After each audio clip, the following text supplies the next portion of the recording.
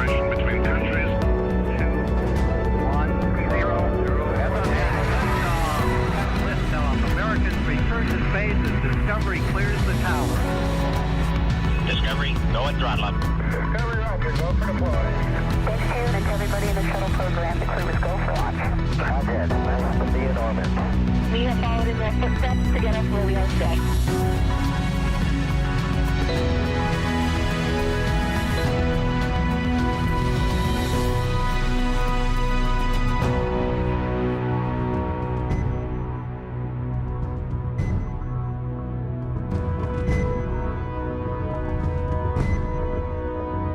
Hello, and thanks for tuning in to the NASA SpaceX Crew-9 mission, a long-duration rotational mission to the International Space Station for NASA astronaut Nick Hague and Roscosmos cosmonaut Alexsandr Gorbunov. I'm Ronnie Foreman, a senior commercial sales manager here at SpaceX, and I'm joined by NASA's Leah Cheshire. We are just under a couple hours away from the final approach and docking of Dragon to the International Space Station. Overall, this will be Dragon's 44th visit to the space station and its 13th human spaceflight mission to the orbiting lab. Looking back over the last 24 hours, launch day preparations started early for our crew members. About 4 hours prior to launch, the crew completed their final medical checks before joining the SpaceX team to get into those spacesuits. After suit up in the NASA operations and checkout building, the crew walked out, waving some final farewells to their family and friends waiting outside. That's always one of my favorite parts of the day. Of course, the next destination for the crew was the launch pad. It takes about 20 minutes to ride to Launch Complex 40, where the Falcon 9 and Dragon spacecraft were waiting for them. Of course, a reminder, this was the very first human launch from Launch Complex 40. About 2.5 hours prior to launch, the crew ingressed or entered the Dragon spacecraft, walking over that crew access arm and enjoying some last views of the Space Coast. Love that one of them, taking in the rocket itself, before they headed into the White Room and then, as you can see here, into the spacecraft. Then at 10:17 a.m. Pacific Time, 1:17 p.m. Eastern Time, the 9 Merlin 1D engines ignited, and Falcon 9 lifted off from the first time with crew on board from LC-40, marking the 15th time humans rode Dragon into orbit. With Falcon 9's first stage at full power, our crew began their journey to the International Space Station. Just about T+8 minutes into that mission, our first stage returned to Earth and landed at Landing Zone 1. A couple of minutes after that, we had spacecraft separation where we saw Dragon finally flying free with Crew-9 on board.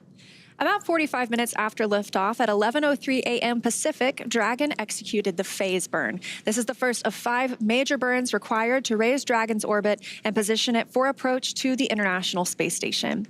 Dragon raised its orbit using the Draco thrusters over the last several hours as it continues to chase down its destination, the space station. And then just a few hours ago, the boost burn took place at 7:58 p.m. Pacific Time. The boost burn put our crew in an orbit where Dragon's apogee, or the highest point of the orbit, is about 10 kilometers lower than the station.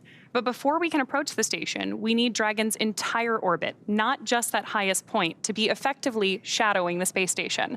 So after that, we executed the close co-elliptic burn at 8:42 p.m. Pacific. The close burn placed Dragon on an orbit roughly co-elliptic with the space station, meaning that it's maintaining an orbit roughly 10 kilometers lower than the station the entire way around the Earth. Again, that's in contrast to only being 10 kilometers lower than the station during the apogee, or the highest point in the orbit, which is what was achieved by the boost burn beforehand. Now from there, this morning at 7:54 a.m. Pacific Time, we executed the 4th major maneuver known Freedom as... copies, go. 2001 Zulu. And that was good news from the crew. It sounded like Commander Nick Hague aboard Dragon. They just got the go for the approach initiation burn. We're tracking that in a little less than 30 minutes now.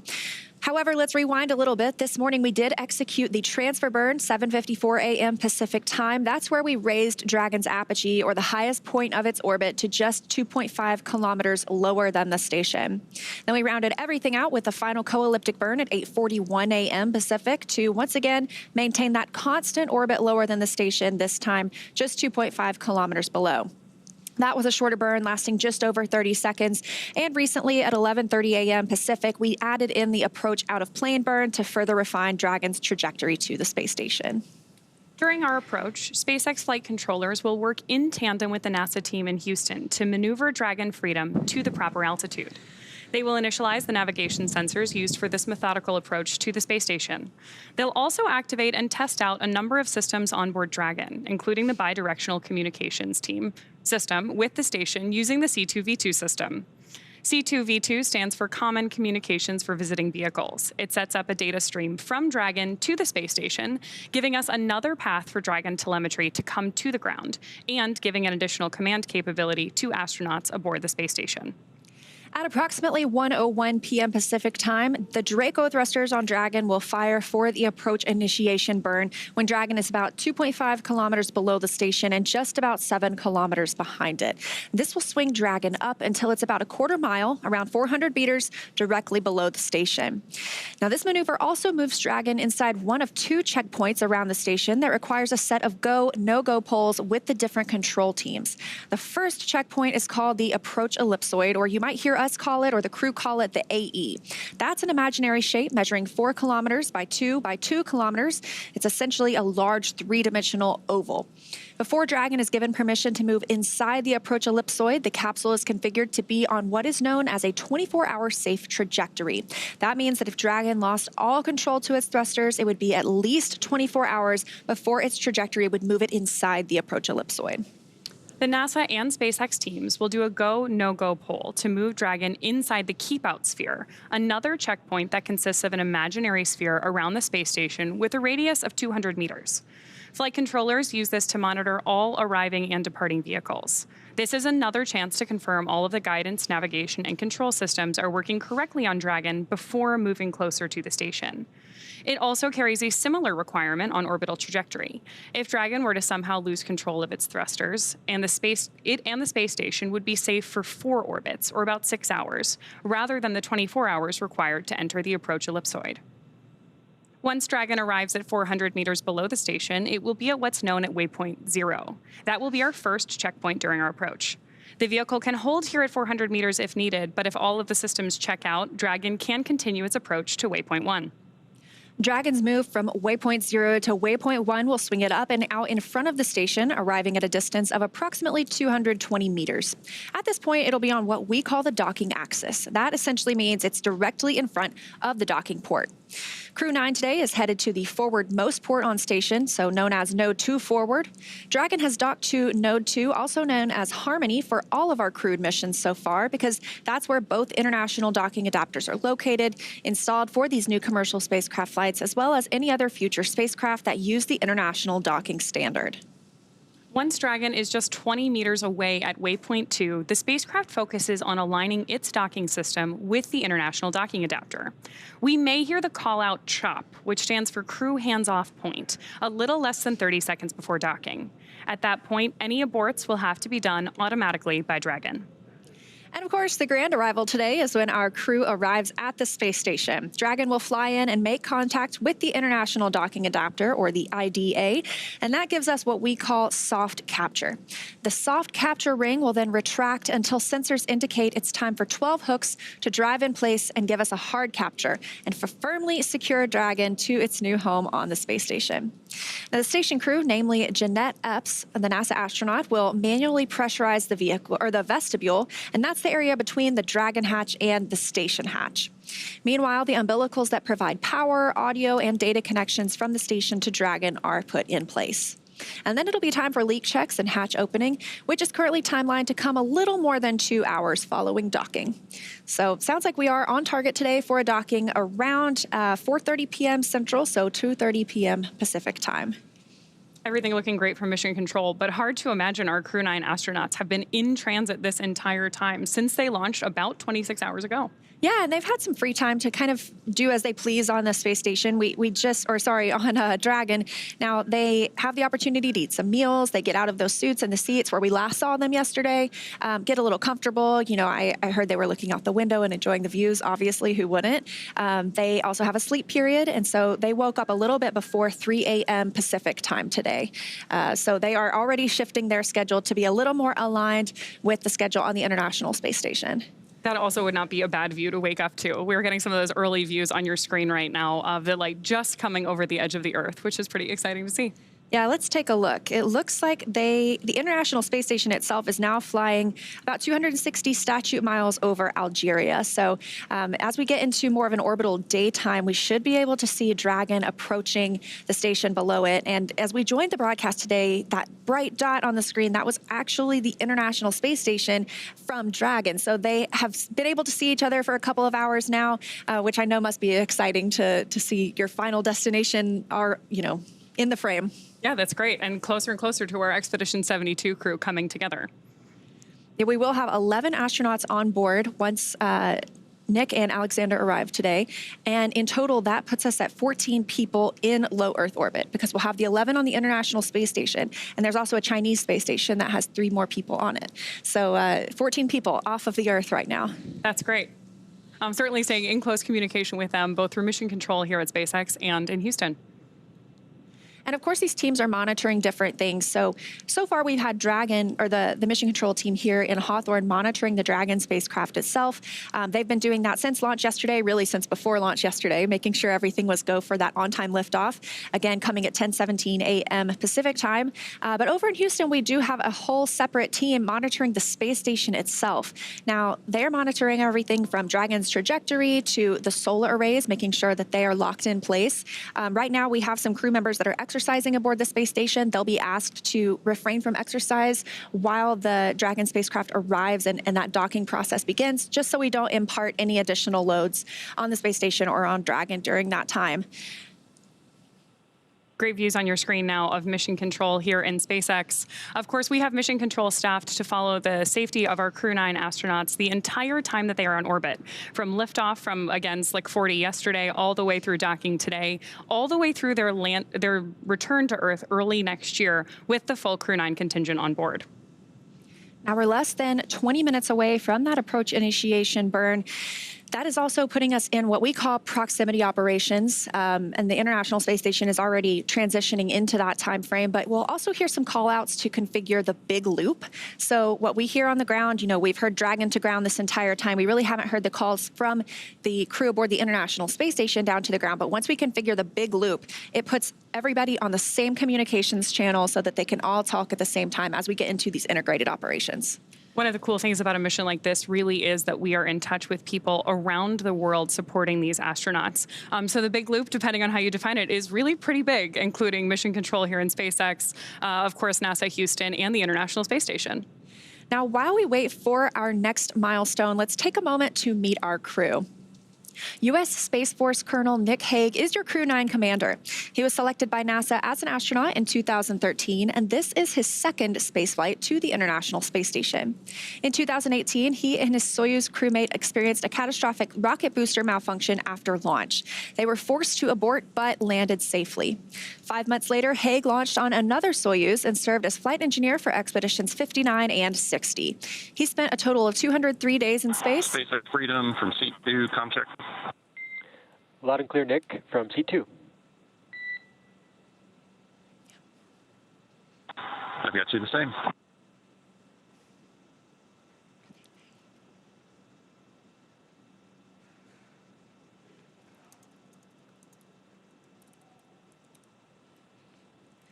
All right, a little bit more about Nick Hague. He spent a total of 203 days in space previously and performed 3 spacewalks. He's a Kansas native and a test pilot and a distinguished graduate of the United States Air Force Academy. Nick spent 5 months in Iraq with support of Operation Iraqi Freedom. He voluntarily transferred from the United States Air Force to U.S. Space Force in 2021 and is an active colonel. His wife, Katie, is a retired U.S. Air Force colonel as well, and they have 2 sons. To learn a little bit more about Nick, let's take a look at this video. The point of the human exploration of space is to benefit everyone on Earth. My name's Nick Hague, and I'm the commander for NASA's SpaceX Crew-9 mission to the International Space Station. Space is really hard. It's dynamic, it's unpredictable, and we've seen that play out over the last several months. But that's no different than the way it's always been. And so it's phenomenal to be part of a team that you see them respond to that and throw themselves at these new challenges and figure out ways to make it happen. It just makes you really proud to be part of the NASA team.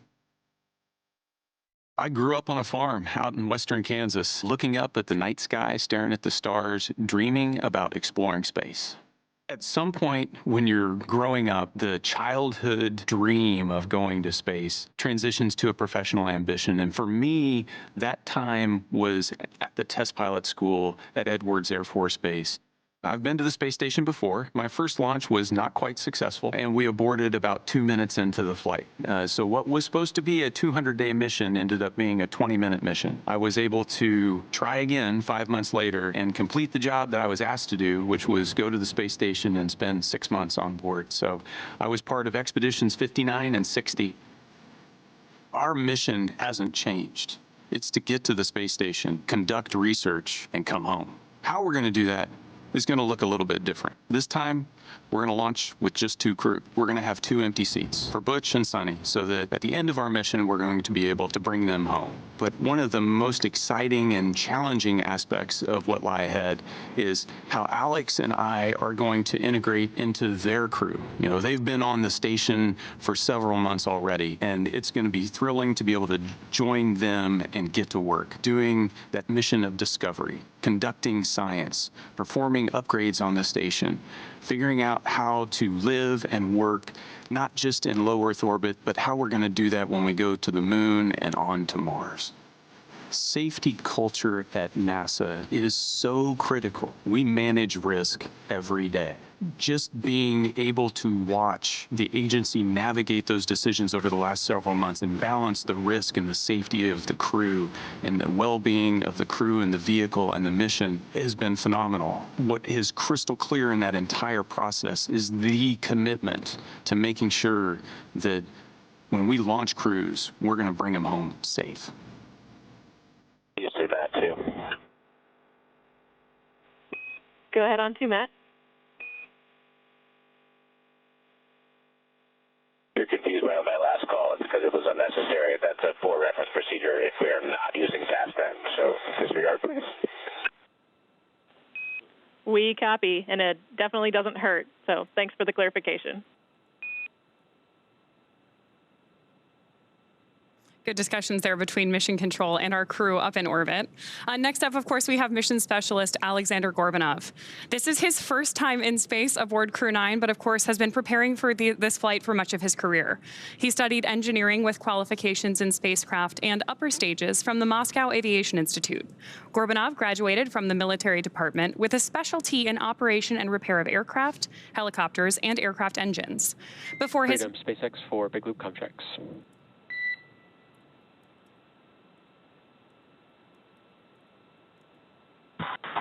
Freedom's with you. All right, I can confirm that the bidirectional link has been established.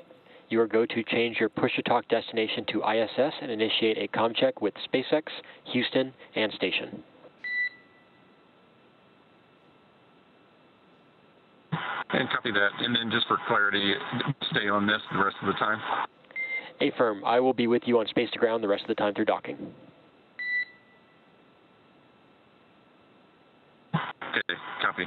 So I want to talk to you. You're on space to ground. Otherwise, from here on out, after we do the comm checks, we'll press with big loop comm, or like we're going to do the soothing checks over space to ground. Space to ground. So everything will be big loop from now on, just so you don't have to switch back and forth. So we have Dragon to ground and space to ground. We'll use big loop, which is space to ground. So you can keep it configured to ISS as your push to talk destination for the remainder of approach. Okay, just making sure. All righty, switching over.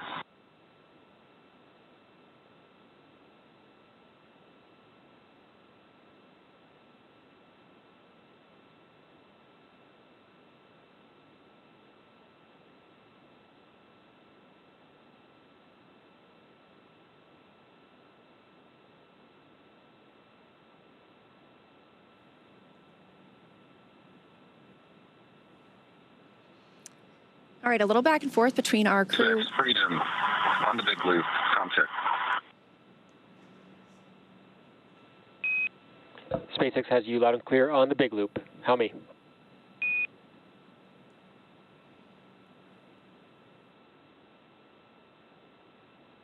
Got you the same.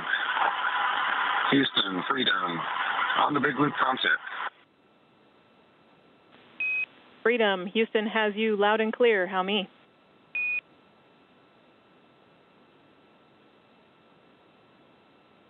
You catch a loud and clear, Houston. And station, Freedom, contact on the big loop. Freedom, this is station. We've got you loud and clear, Nick and Alex. We are waiting for you. Loud and clear. Can't wait to get there. And tally ho, we got you in the window.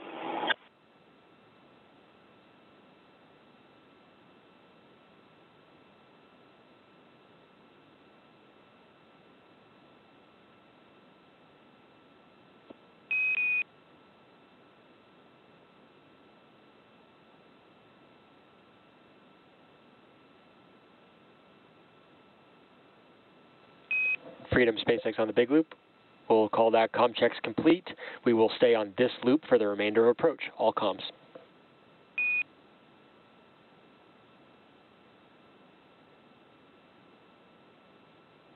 Freedom copies. Big loop comm from here on out.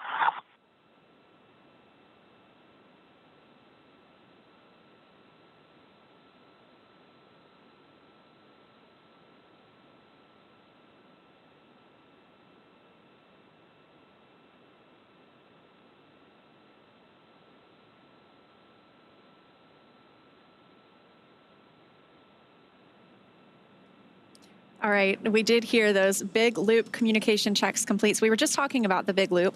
That is essentially this communications loop that allows all 4 parties to speak with each other at the same time. So for the past 24-ish hours, Dragon has been speaking to the core here in Hawthorne, but not radioing anything to the space station. And the space station has been speaking with the Capcom, or the capsule communicator in Houston, but not necessarily talking to Dragon. So once we get into these proximity operations, when Dragon is getting closer to the space station, that allows us to configure this loop where everyone can talk to each other at the same time. And we did hear that both Dragon, Freedom, and the space station are pretty excited to be able to see each other. So we are, again, coming up on that approach initiation burn that's really going to set things into motion this morning in just about 9 minutes now.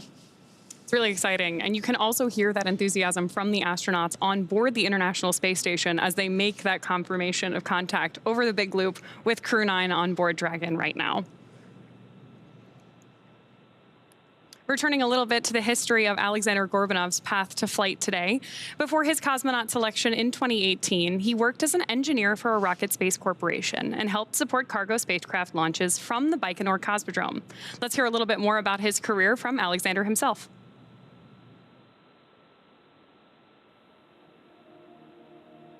Практически самое неизвестное, что сейчас у нас есть. Поэтому мы все время стараемся изучить этот космос как можно больше, изучить, как устроена Вселенная. Исходя из этих знаний, эти фундаментальные знания, мы, может быть, получим в дальнейшем какие-то новые технологии. My name is Alexsandr Gorbunov, and I'm the mission specialist for NASA's SpaceX Crew-9 mission to the International Space Station. Я родился в городе Железногорске, Курской области. Это примерно в 500 километрах на юг от Москвы. Мне нравилась, например, биология. И когда я был совсем маленьким ребенком, хотел быть биологом. Затем я познакомился с авиамоделированием. После этого меня мысль о том, чтобы стать инженером, в частности в космической отрасли, полностью захватила, и в старших классах я уже осознанно готовился. Я закончил Московский авиационный институт по направлению космические летательные аппараты и разгонные блоки. По образованию я инженер. Учась в институте, я также параллельно работал. После этого я поставил себе цель попасть в отряд космонавтов. На это ушло примерно 10 лет. В 2018 году я был отобран в отряд космонавтов.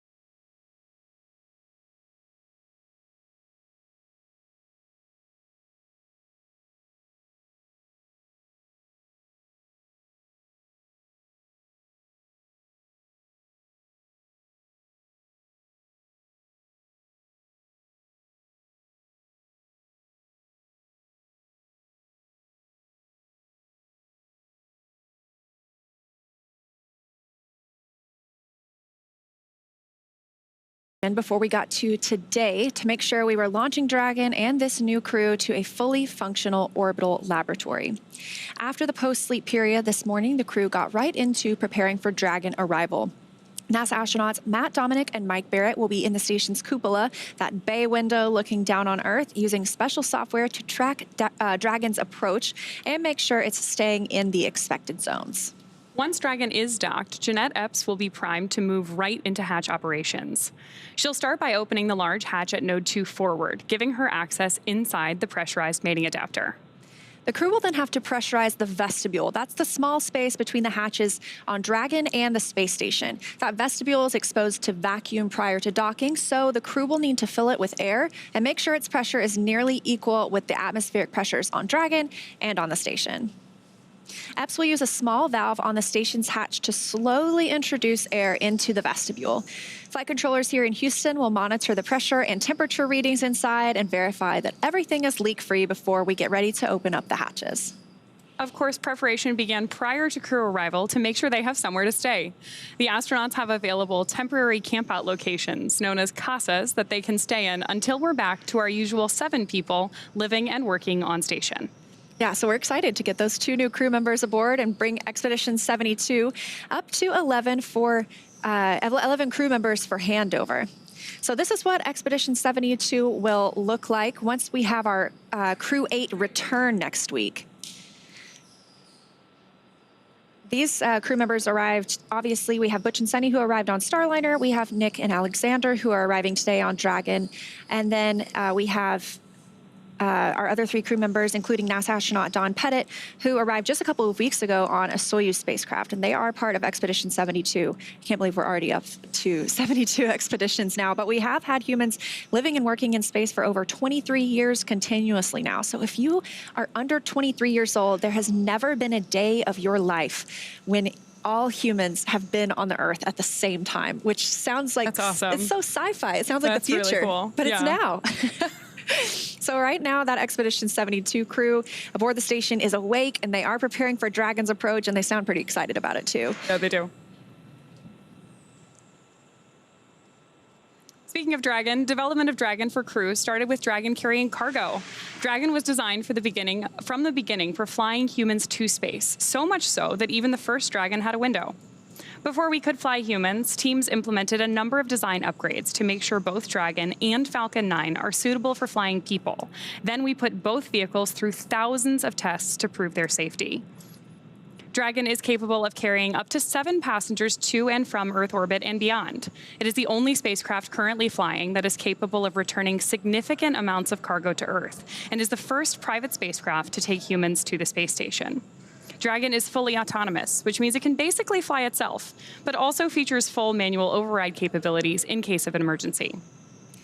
Now, we did just hear that the approach initiation burn just started, so that is about a 90-second burn. It did come a couple of minutes earlier than we were expecting it today, but so far it seems like everything is going well, and we are standing by for the burn completion. Again, this is really going to set things into motion for us today. This approach initiation burn moves, it happens when Dragon is about 2.5 kilometers below the station, just about 7 kilometers behind it, and that'll swing Dragon up until it's about quarter mile, which is about 400 meters directly below the station. And of course, each one of these maneuvers are about very gradually approaching station with Dragon, just to make sure that we approach slowly and carefully. Even though these vehicles look like they're moving quite slowly relative to each other, each one is traveling more than 17,000 miles an hour. Freedom SpaceX on the big loop. Nominal approach initiation maneuver complete.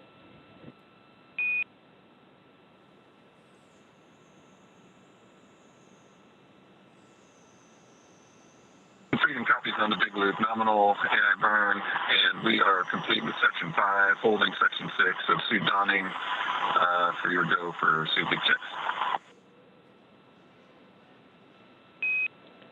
SpaceX copies, holding in Section 6. We'll give you a go for suit leak check shortly.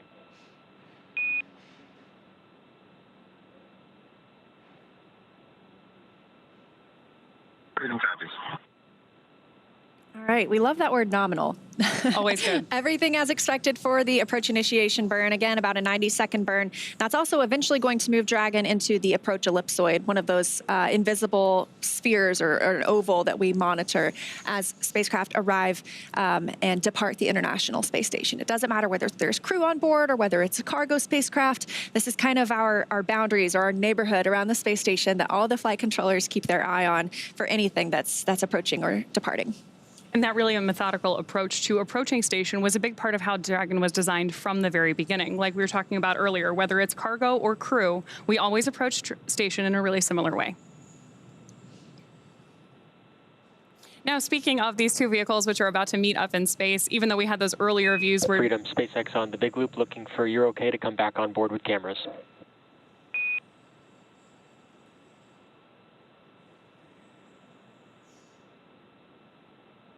Freedom. Yeah, we're good with that. Apologies for not having you come on board earlier, but welcome aboard. Copy. Good news there that we should soon be getting views of our Crew-9 astronauts on board Dragon, suited up and ready to approach the station. Yeah, I'm pretty excited that we did hear they were putting their suits back on earlier, and so they're going to get into some leak checks and make sure that everything is safe. They'll keep those suits on for the remainder of the approach to the International Space Station, all throughout docking. And then once we complete the docking and we're successfully attached to the space station, they'll have a chance to get out of those suits and probably into their flight suits or something else while we work to pressurize that vestibule and before we open the hatch. So again, we're targeting docking today around, let's see, I believe 1:30 p.m. Pacific time. Getting close. I'm trying to work on my time zones, but I feel like I'm in a bunch of different places. Well, we're communicating with a bunch of different places between here, Houston. Obviously, we've got the station on Greenwich Mean Time, so we're jumping around across the world a little bit. But the good news is that for our Expedition 72 crew, Dragon is getting bigger in the window as it gets ever closer to the ISS. But Dragon's actually pretty big to begin with. The Dragon spacecraft and its trunk stand over 26 feet tall. There are 2 windows on the spacecraft, plus 1 under the nose cone. The nose cone opened shortly after launch, so if you were with us yesterday, you heard us call out that major milestone, which allows us to expose the forward bulkhead thrusters and docking mechanism that will connect with the International Space Station. Dragon's trunk holds solar cells, which power Dragon while it's in free flight, and the trunk can also carry unpressurized cargo to the station. Now, Dragon has 16 Draco thrusters that can be used in space to help navigate the spacecraft to its destination, each providing 90 pounds of force, which really takes you a long way once you're in the vacuum of space. That doesn't include the 8 Super Draco thrusters used for an abort, which are no longer active once the crew is in orbit. Dragon has played a significant role in advancing our future in space by safely transporting crew to and from the space station. There are currently 4 Dragon spacecraft supporting human spaceflight missions that have docked to the station: Endeavour, Resilience, Endurance, and Freedom. Crew-9 are on board Freedom today, which previously flew NASA's SpaceX Crew-4, in addition to the commercial Axiom missions AX-2 and AX-3. Altogether, the reusable Dragon spacecraft have completed 8 human spaceflight missions on behalf of NASA and visited the station 42 times under NASA's commercial resupply and commercial crew programs so far. As we mentioned earlier, Crew-9 is Dragon's 15th human spaceflight mission since 2020. Now, that includes these commercial crew program missions for NASA, as well as the private astronaut missions with Axiom, Inspiration 4, and Polaris Dawn, which recently launched. And that is when Dragon became the first private spacecraft to take humans to the International Space Station with Demonstration Mission 2 in 2020. Now, you might be wondering, what do the astronauts do once they get to the International Space Station? And I can tell you they stay extremely busy. So over the last 23 years, crews aboard the space station have completed thousands of scientific and educational experiments, and Crew-9 is prepared to add to that growing number. Crew-9 will conduct hundreds of science experiments and technology demonstrations during their mission. And they will spend several months, I think about 5 months, working on the orbital laboratory. Yeah. Of course, having more crew members on board significantly expands the amount of research that we can conduct. And this crew will conduct new scientific research to prepare for human exploration beyond where we're at now in low Earth orbit and benefit humanity on Earth. Experiments include studies of blood clotting, effects of moisture on plants grown in space. SpaceX on the big loop for suit leak checks. We're going to wait to perform the suit leak checks until the other side of an upcoming TDRS handover, so I'll be back with you in about 6 minutes to step into suit leak checks.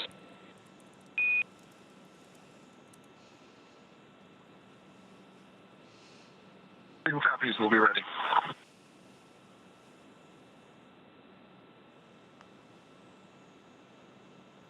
Good news for Mission Control there that we are about to step into those suit leak checks, but we are expecting a slight communications gap in our TDRS coverage. That's the call out you heard, that we're expecting a little bit of a handover with that system. So what we're going to do now is wait before moving into that procedure just to make sure that we have constant communications throughout it.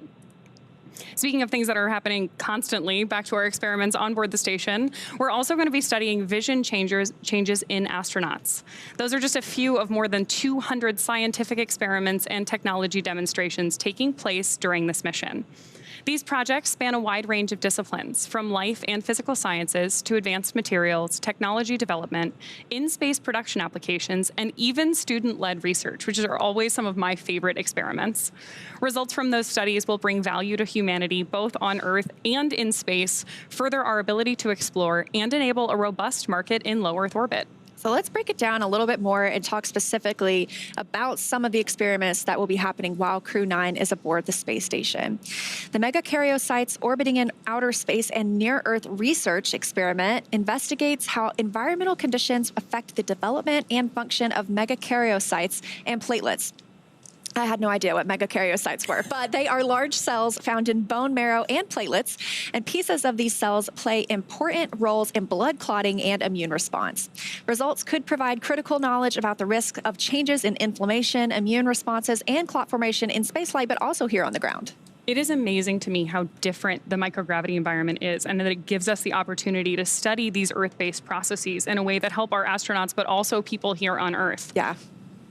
In addition to a lot of those biologically oriented experiments, the Neutron Star Interior Composition Explorer, or NICER telescope for short, on the exterior of the space station measures X-rays emitted by neutron stars and other cosmic objects.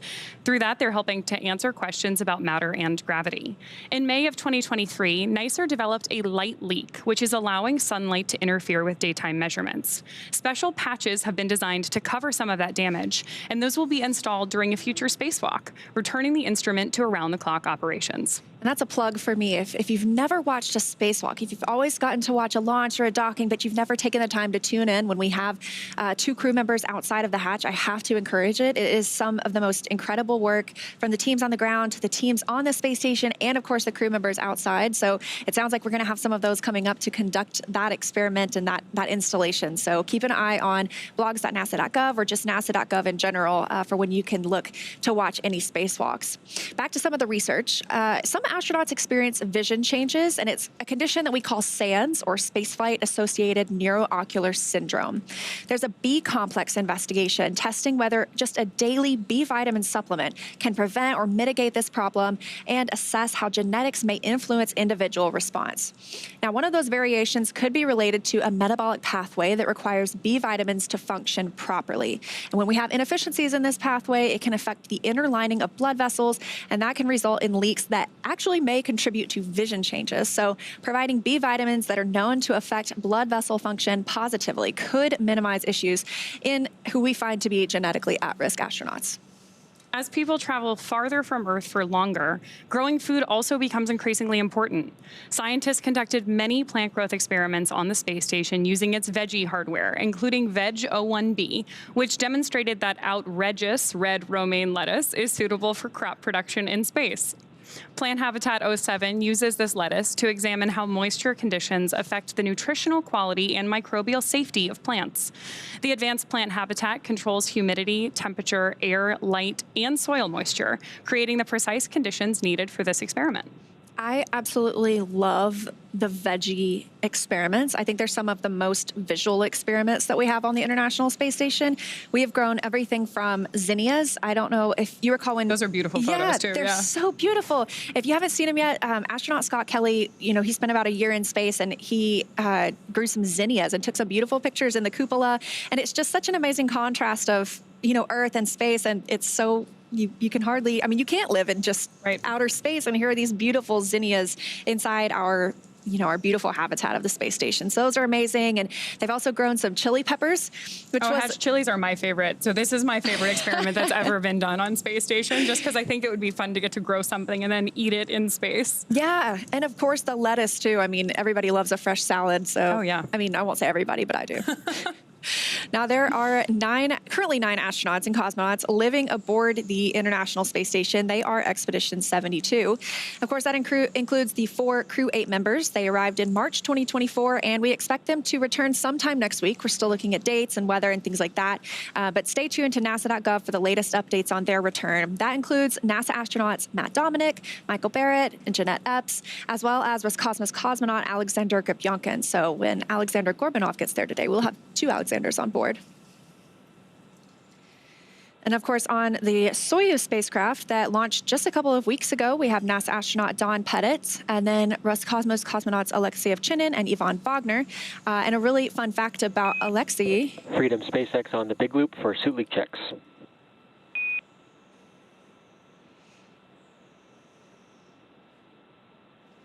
Freedom is with you. All right, Nick, you are go for suit leak checks per 4.011.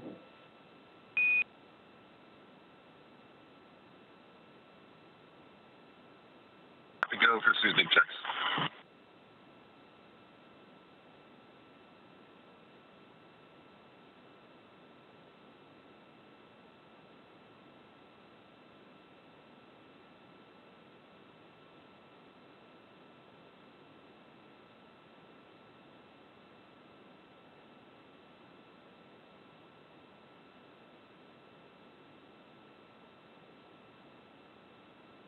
SpaceX Freedom on the big loop.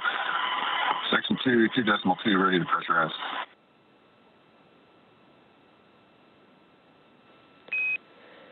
SpaceX is with you. You are go for commanding 2.3. Initiate suit leak check.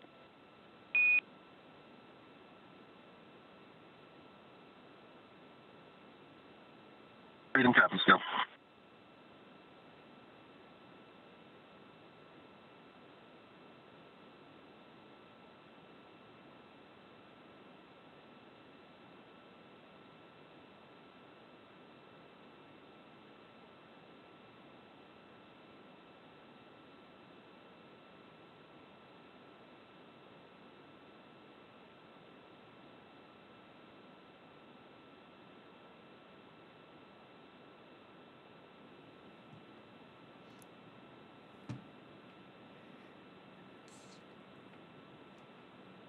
Good news there that our suit leak checks are well underway. Yeah, again, they do wear these suits. These are still considered dynamic portions of the mission. Like you talked about, these are really moving, the space station and Dragon are moving pretty slowly in relation to one another because you have to have a very slow and methodical approach to the space station. But in reality, they are moving at orbital velocity, so right. 17,500 miles around Earth. And so during these dynamic phases of flight, we just had the approach initiation burn, and we're getting into docking when we're bringing 2 spacecraft together, 260 miles above Earth. We keep our crew suited up and in their seats just in case they needed to take any actions like retreating or breaking out from the space station. But it seems like everything's going pretty smoothly so far. Yeah, everything is going well today, but one of the cool things about the suits that the astronauts are putting on right now and doing those leak checks on is that they really are designed to keep the astronauts safe in the event of an emergency. The material and everything on board the suits is designed for the off-nominal case so that even though hopefully everything goes the way it is today, really nice and smooth, we're ready for those off-nominal scenarios if they were to occur. And those suits are custom tailored for each crew member. And they also provide different things. So there's an umbilical on the suit that connects to the seat itself. And when they were getting suited up yesterday, there's kind of a little briefcase that it can help connect to as well. And that provides them things like cooling. That's also their communications outlet. So they have the ability to get in those suits and have communications through their helmet. When they are floating around the spacecraft, there is a microphone that they can grab and use at any time. So they don't have to stick their head in the helmet really quickly if they want to talk to somebody. But it does allow continuous communication for the crew with anybody here on the ground. Which is great because that's how we're able to hear them through the big loop right now. But once they get to the space station, those IVA suits, which stands for intervehicular activity suits, won't be needed anymore. So once they're out of their suits and ready to go on board the ISS, those Dragon spacesuits will stay on board Dragon for the remainder of the mission. Yeah, and it's very interesting. There's quite a difference between the IVA or intravehicular activity suit, like you mentioned, and the EMU, the extravehicular mobility unit. An EMU is when you think of a spacewalk, and NASA astronauts out on a spacewalk and the International Space Station, you see a bigger, a bulkier suit. That's an EMU. But of course, we did see just a couple of weeks ago the first commercial spacewalk with with a new developed spacesuit, and that was still considered an IVA suit. Is that correct, or is it considered? That's an EVA suit. Okay. So that was basically an evolution of SpaceX's IVA suit that was designed specifically for the Polaris Dawn mission in support of that first commercial astronaut spacewalk that has ever been done, which was just, to me, so exciting to see. Because like you mentioned earlier, the spacewalks are, to me, the most exciting part of human spaceflight. You have this amazing communication between the astronauts outside of either the ISS or the capsule, working together, communicating with the ground. And it was great to see that not just on station, like we've seen it many times before and hopefully many times in the future, but also on board Dragon. Now, again, we did lift off on time yesterday. Just freedom on the big loop. 2 good suits. SpaceX copies and concurs. At this point, we'll consider 4.011 complete, and that should also mean 4.010 complete. We're tracking the same. All right, good news. 2 good suit leak checks. That coming from NASA astronaut Nick Hague, who's the commander aboard Dragon right now. Again, 2 suits. It's he and Roscosmos cosmonaut Alexsandr Gorbunov. So we're bringing the station residents up to 11 today. I feel like that's going to make station kind of a party for at least the next couple of days. Yeah, absolutely. Wow, check it out. That's the International Space Station, our home in low Earth orbit, and the destination of Dragon today. This point of view coming from Dragon itself. Now, we did hear earlier that the crew aboard the space station can also see Dragon at this time. So as we get a little bit closer, we might be able to see Dragon from the station as well. And we're getting great views right now inside of Dragon, looking up at those screens as our 2 crew members begin to approach the ISS.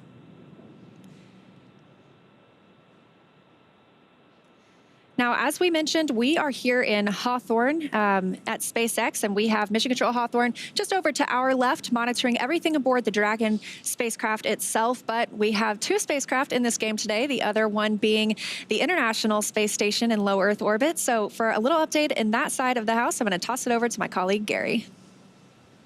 Hey, Leah and Ronnie, it is so great to be with you. We're over here at NASA's Mission Control Center in Houston, Texas, following along with the operations of Crew-9. Nick Hague and Alexsandr Gorbunov on their way to the International Space Station. We just heard an update that they had a great suit leak check, and we are counting down to the approach initiation mid-course maneuver. This is a maneuver that allows the Dragon spacecraft any course correction maneuvers necessary to align ourselves with the next waypoint, waypoint 0. Right underneath the International Space Station. That allows for the next series of maneuvers, which Leah, you, and Ronnie have both went over beautifully to sweep out right in front of the International Space Station in preparation for docking. In the meantime, the teams here in Mission Control Houston are preparing for the docking of the 2 crew members to the International Space Station to bring the orbiting complex's population up to 11. So in the past couple of hours, NASA astronaut Butch Wilmore got a head start on preparing some of the monitoring tools that are necessary from the inside of the International Space Station. While the 2 crew members are approaching the International Space Station, they're going to have help from across the United States, but also from aboard the orbiting complex. It'll be NASA astronauts Mike Barrett as well as Matt Dominic that are in the cupola monitoring the operations of Nick Hague and Alexsandr Gorbunov making their way to the International Space Station. Here in the room, though, we're following along. Teams are led by the flight director Marcos Flores, who is leading the teams here for the docking operations. The voices that you're going to hear from Mission Control in Houston is Tess Caswell, one of the Capcoms. Sitting next to her is NASA astronaut Nicole Mann. Some of the voices you'll be hearing from here in the room. The space station has to be prepared in such a way to receive the Crew-9 Dragon Freedom, and so the ISS itself is being configured for its docking attitude. In fact, some of the SARJs, the Solar Alpha rotary joints, are locked and in a feathered position. They need to be maintained in a position for the docking operations, and in fact, there will be attitude control maneuvers to make sure that Nick Hague and Alexsandr Gorbunov make their way safely to the International Space Station. Everything's looking well on our side, and we're counting down to that approach initiation mid-course maneuver, and we're following along with the operations all along the way. Very soon we'll be entering inside the approach ellipsoid. Right now we've been undergoing joint operations, but once we're inside the approach ellipsoid, we're operating by joint flight rules, and we'll make those incremental steps to get those 2 crew members docked and on board the orbiting complex. With that, everything's looking good from here in Mission Control Houston, so I'll send it back over to you both in Hawthorne. Thanks, Gary. Great to see how things are going in Houston, and it does sound like things are pretty smooth this morning. So again, standing by for that mid-course maneuver coming up in about 9 minutes. This view on the right side of your screen from Dragon itself, and that one from Dragon of the space station. That's where we're heading today. It's really looking great. It has to be exciting after this whole journey. Again, beginning yesterday, if you happen to join us for yesterday's webcast, we did lift off from Space Launch Complex 40 at Cape Canaveral Space Force Station just about 27 hours ago now. And our Crew-9 astronauts have been making their way to the International Space Station. Right now, everything is looking good, and we are tracking an initial contact between Dragon and the space station, which is expected here in just a little bit more than an hour. If you take a look inside, you can see those 3 crew displays. That's how the crew is monitoring their approach to the International Space Station. They were able to watch the launch and rendezvous all the same way. They do not need to take command over anything during this time. They do have the ability, though, if needed, to take command, but it is a fully autonomous ride. And then on the left, you can see Dragon from the International Space Station. Let's take a look. It looks like they are flying 269 statute miles over the Tasman Sea in an orbital daytime. Great views here of both vehicles on your screen. Again, if you are just joining us, that is Dragon on the left-hand side and the ISS on the right. Of course, as we get a little bit closer to docking, Dragon is actually going to swing up in front of the station to approach the Harmony module, which means that as great as this view of Dragon with the Earth in the background is, we are not going to have it as we get closer to docking because we are going to move up into that approach axis. And once Dragon gets to the Harmony module, it'll be docking on the Node 2 forward port. That's the most forward port on the International Space Station.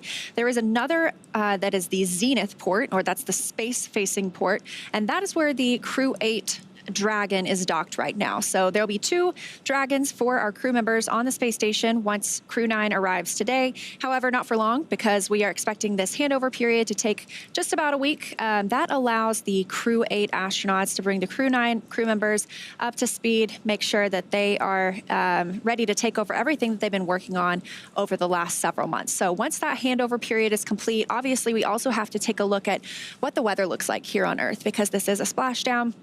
Need to make sure everything is good around the coast of Florida, whether that's on the Gulf side or the Atlantic side, whatever we choose to target for the return of Crew-8 before we send 4 crew members home. And that'll bring us back down to 7 people living and working on the space station. Now, we've had 9 most of the summer with Butch and Suni joining the space station crew, but once we say farewell to Crew-8, we'll be back down to 7, and we consider that typically like an average number or an average complement.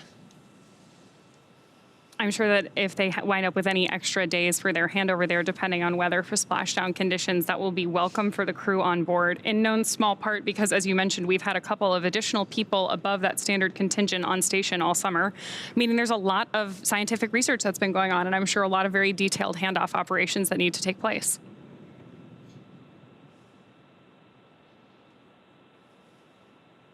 Now, again, I mentioned we are in an orbital daytime right now, and so the International Space Station sees about 16 sunrises and sunsets a day. When they cross over from day to night, that's called the Terminator line. And so they see a beautiful sunrise, and we have that for about 45 minutes before they move into a nighttime. So one thing that you have to be conscious of when you send crew members to space is the circadian rhythm. So there are actually specially developed lights on the International Space Station to simulate different times of day.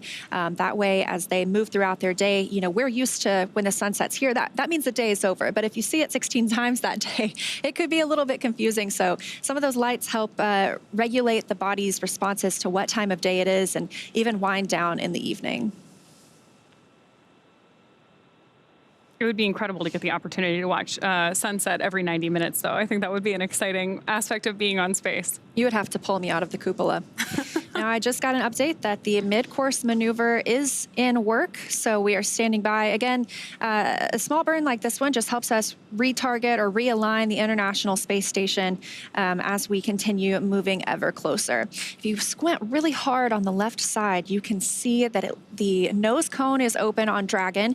That happened shortly after launch yesterday, maybe about 12 minutes after launch or 13 minutes. We started opening that nose cone, and that protects the hatch while we are launching. But once we're in space, obviously we want that exposed so that as we get to the space station today, we can connect the two spacecraft together and eventually welcome our 2 new crew members on board. The next major milestone we're tracking on our flight today is expected to be Dragon's arrival at waypoint 0, just about 20 minutes from now. Again, waypoint 0 is going to be one of those first checkpoints during our approach to the station. Dragon can hold there at 400 meters at waypoint 0, but if all of its systems check out, Dragon can continue on its approach to waypoint 1. Now, waypoint 1, or the Dragon's move from waypoint 0 to waypoint 1, that swings it up and out in front of the station, arriving at a distance of approximately 200 meters, and 220 meters, I should say, because that puts it on what we call Freedom. SpaceX on the big loop. Mid-course correction maneuver is complete. Performance nominal. The trajectory has converged on waypoint 0.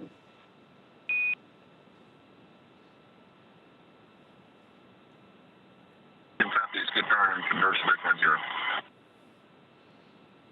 All right, just as we were discussing, it really just refines that trajectory and it's putting them up toward waypoint 0. So that's our next major milestone. But once we move past waypoint 0 and to waypoint 1, again, that's about 220 meters directly in front of the space station. So that puts us on the docking axis, which essentially means it's directly in front of the docking port. And again, today they are headed to the forwardmost port on station. That is node 2 forward. So again, Dragon is docked to node 2. We call it Harmony for all of our crewed missions so far, because that's where both international docking adapters are located. And these are installed for new commercial spacecraft flights, as well as any other future spacecraft that use the international docking standard. These views we're getting of Dragon right now are incredible, with the clouds on Earth in the background. Yeah, let's take a look. It looks like they are actually flying 264 statute miles just north of New Zealand. So if we didn't have those clouds, we might have gotten a really beautiful look at New Zealand below. I'm sure they'll get plenty of chances over the next 5 months as they look out the cupola. Moving forward in our timeline today, once Dragon is only 20 meters away at waypoint 2, the spacecraft focuses on aligning its docking system with the International Docking Adapter, or IDA for short. We may hear the call out CHOP over the nets, which stands for Crew Hands Off Point, a little less than 30 seconds before docking. At that point, any aborts would have to be done automatically by Dragon. Of course, once we get that close to the space station, the next major milestone is crew arrival, so docking. Dragon will fly in and make contact with the International Docking Adapter, and that's what we call soft capture. That soft capture ring will then retract until sensors indicate it's time for 12 hooks to drive in place and give us the hard capture that will firmly secure Dragon to its new home on the International Space Station. The space station crew, it'll be mainly NASA astronaut Jeanette Epps, will manually pressurize the vestibule, or the area between the Dragon hatch and the station hatch. But I feel like we always see a handful of crew members floating in and out, helping out with that effort. I think it's a pretty exciting time for everyone when new folks arrive at the station. So while they're pressurizing that vestibule, the umbilicals that provide power, audio, and data communications and connections from the station to Dragon are put in place. And then it's time for the leak checks and the hatch opening, which is currently timelined to come a little more than 2 hours after docking. Again, targeting docking today around 2:30 p.m. Pacific time, so just about an hour from now.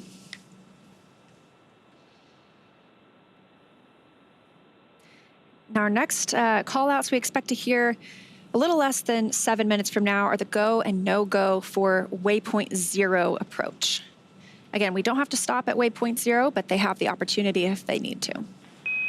Station Houston on the big loop. Dragon range is approximately 1,000 meters. Monitor long-range approach per steps 1 to 4 in 1.102, Dragon approach and retreat monitoring. ISS crew is now back up for vehicle approach monitoring. Presentation copies 1.102, step 1.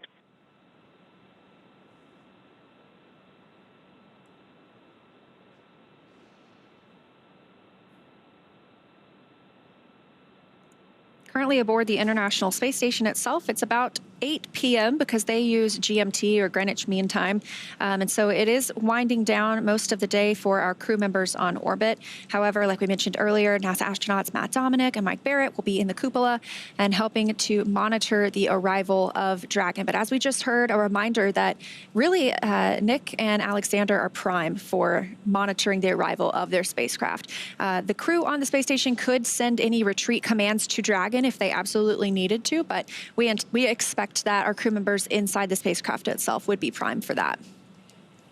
And we did just have a satellite handover. So we use the tracking data and relay satellite systems aboard the International Space Station. These are positioned in different locations, and as we hand over from one to another, it's all planned and tracked, but it means we do lose some video communications at some points, and sometimes even audio, but we expect to regain that pretty shortly.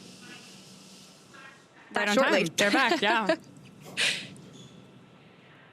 We are, of course, tracking Dragon with a camera at the moment, so that means we're adjusting it manually periodically. So you may see it move around a little bit on your screen, but when Dragon does come back into view, you'll have a really good view of that forward, there we go, that forward nose cone open so that we can see that docking adapter, which is what, of course, we will use to mate to the ISS, first through that soft capture, then that hard capture. And then when we open up the hatch a couple of hours later, that is the section of the spacecraft that our 2 astronauts will move through as they join the Expedition 72 crew. I did just get a notification that we are inside the AE, or the approach ellipsoid. Again, that is the first of those invisible boundaries around the International Space Station that we monitor. That means that if Dragon, before it has the go to approach or go inside the AE, it has to be 24 hours safe. So if it were to somehow lose control of its thrusters, it would take 24 hours for it to move inside that approach ellipsoid. So the next of those invisible boundaries is the keep out sphere. It's a little bit different. You have a 6-hour free safe trajectory, meaning that neither Dragon nor station would impact each other. These views are pretty amazing, and they are coming to us from Cronus in Houston. That's one of our flight control team members in Mission Control itself. And so they are tracking Dragon, and you can see them moving the camera as they keep up with the spacecraft continuing to approach the space station. We've said it already on this particular webcast, but it's worth repeating that the approach ellipsoid is significant in large part because these vehicles are both moving so fast. Again, the approach ellipsoid is about 2 kilometers by 2 kilometers by 4 kilometers. But in terms of spacecraft orbital dynamics, that's actually pretty close, in no small part because both Dragon and the International Space Station right now are traveling more than 17,000 miles per hour, which also means they're orbiting the Earth roughly every 90 minutes.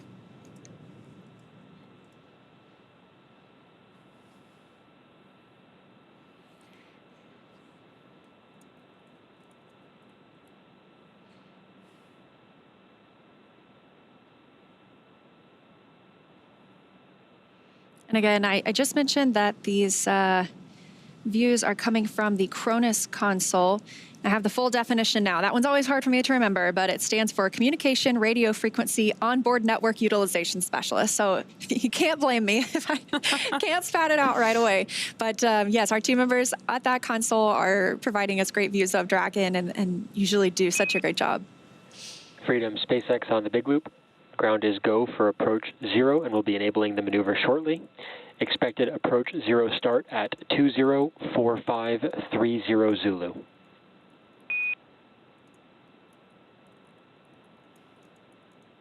Freedom copies 204530 Zulu, and we see the flag.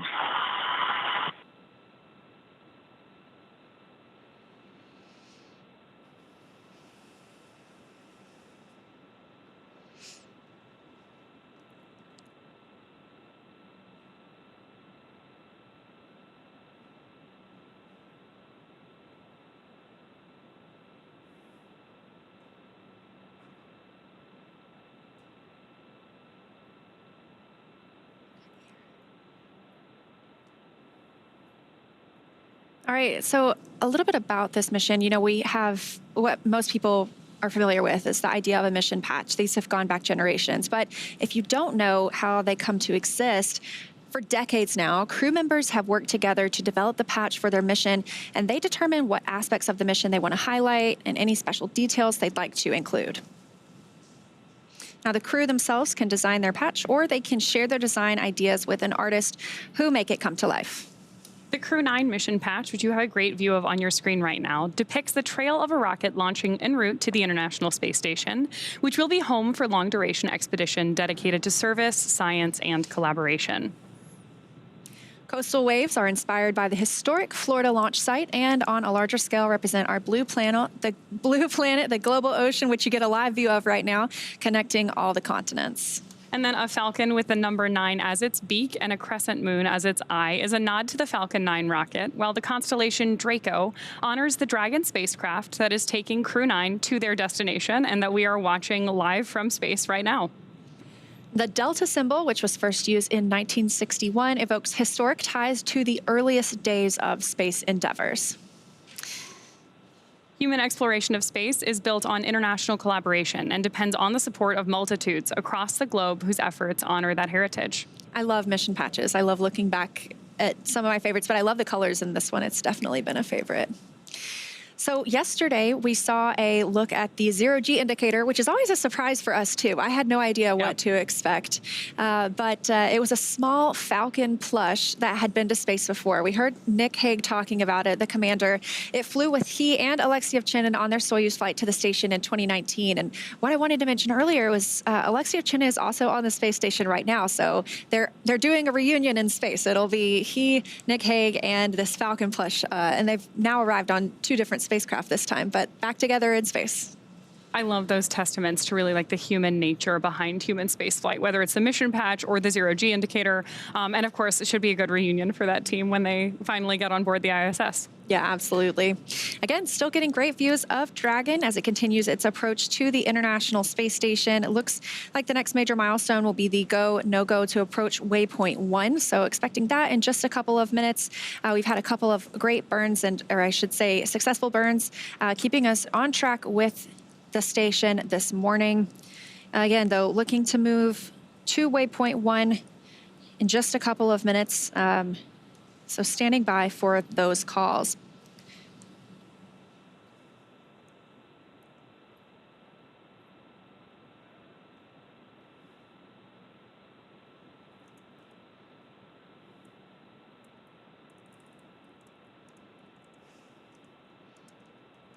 The zoom out we're getting on Dragon right now is really putting in perspective the size of the capsule relative to the Earth behind it. Yeah, absolutely. When you're zoomed in so close, and it's a testament to how good the cameras are outside the space station too. You could see every little detail almost, and they're still pretty far away. So they've not quite reached waypoint 0 yet. We're going to be waiting for that go no go for waypoint 1, as I just mentioned, in just a couple of minutes.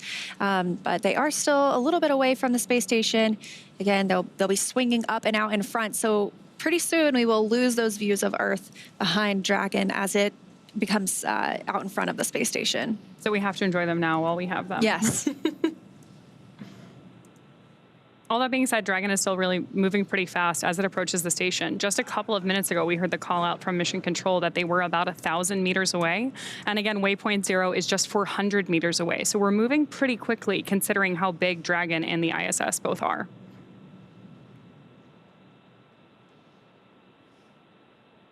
We are now, again, both Dragon and the International Space Station traveling about 260 miles above Earth. So let's see if I can pull up our trajectory or our map again. It looks like they are flying just over Kiribati. So that is in the Pacific Ocean. And they'll be moving south of Hawaii soon. But you can actually spot the International Space Station with your naked eye. I love being able to look up, and I wave at them every time. I know they can't see me. I'm not even a speck to them from the International Space Station, but we do have an amazing app called Spot the Station where you can plug in your location and you can get almost real-time updates, or actually you can get real-time updates of when they will be flying overhead and where to locate them. There's now kind of a trajectory path. It'll help you by using your camera and it'll align with the space station so you know exactly where to look. But it's hard to miss once you're outside because I believe it is the second brightest object in the night sky, only second to the moon itself. I'm always impressed when I see the ISS go over.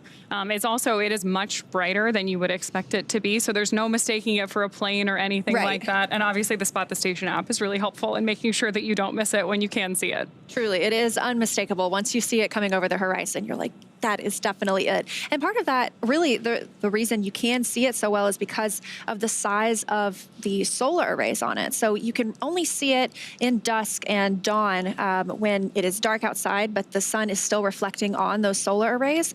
So it is just like a bright, beautiful star coming across the sky. And like you mentioned, there's no blinking light on it. So when you see it, you know it's not a plane. This is where we will have, once these two arrive today, we will have 11 people living and working aboard the station.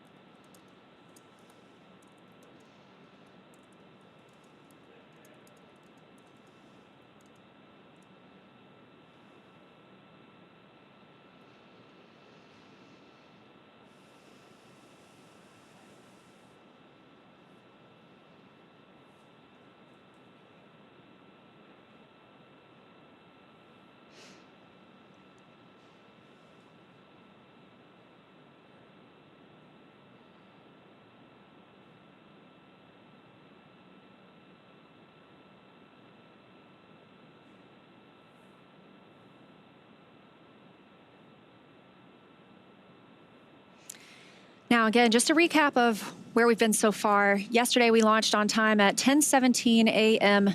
Pacific time, and about 45 minutes after liftoff at 11:03 a.m. Pacific, Dragon executed the phase burn. That was the first of 5 major burns required to raise Dragon's orbit and position it for approach to the International Space Station.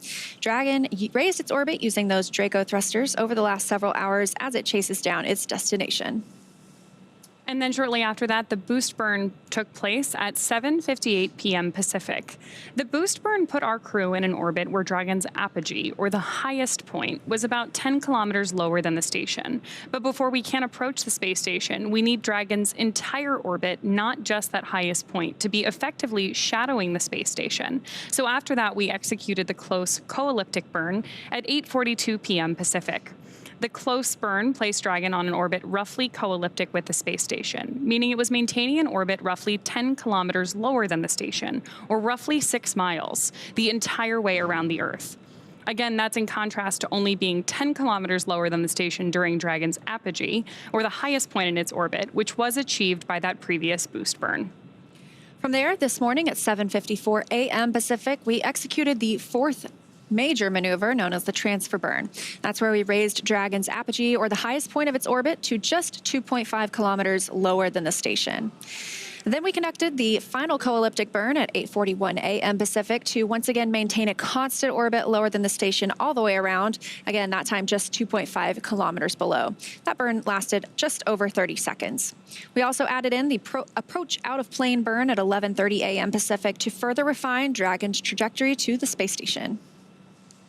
During this approach, SpaceX flight controllers will work in tandem with the NASA team in Houston to maneuver Dragon Freedom to the proper altitude. And we've already heard a lot of conversation back and forth between both teams on the nets already. Together, they'll initialize the navigation sensors used for this methodical approach to station. They'll also activate and test out a number of systems on Dragon, including bidirectional communications with the station using the C2V2 system. C2V2 stands for Common Communications for Visiting Vehicles, and it sets up a data stream from Dragon to the station, giving us another path for Dragon telemetry to come to the ground and giving an additional command capability to astronauts aboard the station. At approximately 1:01 p.m. Pacific, we saw Dragon fire the approach initiation burn when we were about 2.5 kilometers below the station and about 7 kilometers behind it. That is swinging Dragon up until it's about a quarter mile directly below the station.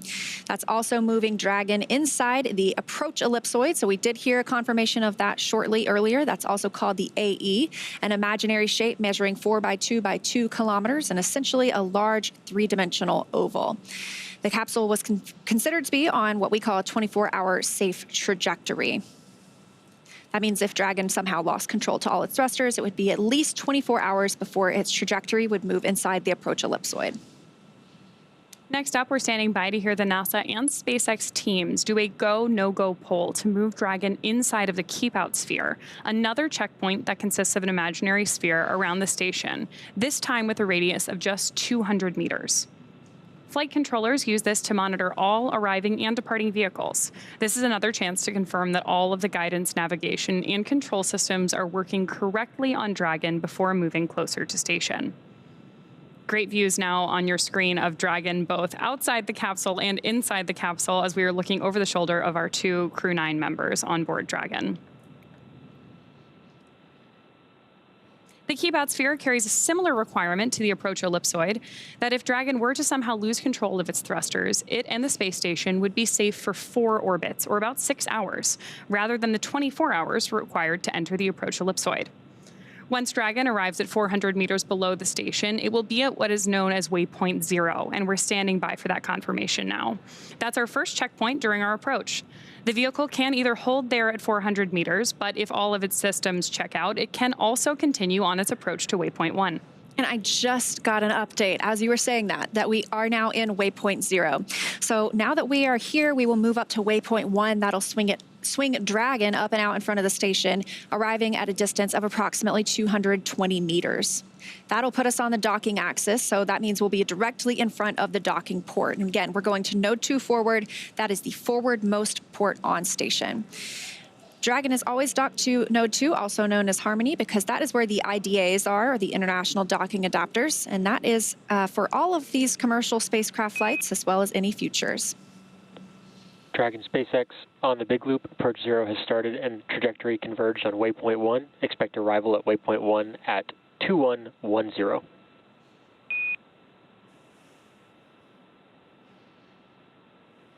Copies. Arrival at 2001.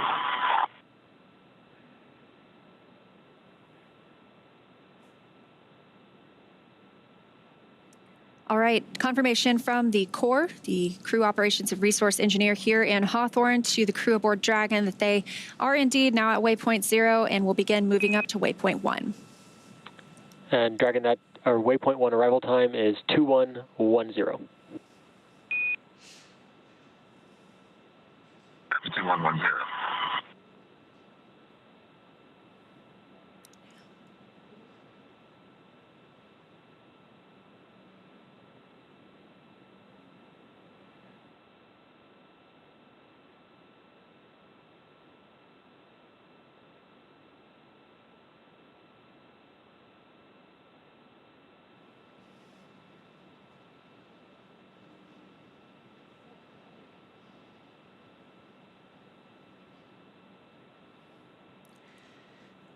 All right, confirmation. We did just reach the waypoint 0 milestone, and we are now heading up to waypoint 1. We'll be swinging out and in front of the space station, so enjoy those views of Dragon with Earth behind it, because we will soon be losing those as we will see Dragon with space behind it, bringing it out in front of the International Space Station. And it sounds like we can expect that arrival in about 22 minutes at waypoint 1. So to give us a little more of insight of what's happening on the space station side of things, I'm going to toss it over to my colleague, Gary Jordan in Houston. Gary, how's it going? Hey, Leah, going great. We're following along with the operations, same as you, all along the way. Great to see that approach 0 initiation has been executed. This is when Dragon is 400 meters immediately below the International Space Station, and as you said, is going to swing out and up in front. So yes, we're definitely enjoying the same views that you are over there in Hawthorne. Now, aboard the International Space Station, Matt Dominic and Mike Barrett are in the cupola watching and getting these incredible views that we're seeing now, but they have the backup capabilities and a connection with the Dragon to execute any abort abilities. But right now, they're just monitoring. Everything looking fantastic aboard the Dragon, and its approach to the International Space Station happening per the timeline. And we're expecting a docking time around the expected time at this hour, 4:30 p.m. Central Time. Now, as the Dragon swings up and around in front of the International Space Station, we can confirm that the space station itself is in the docking attitude.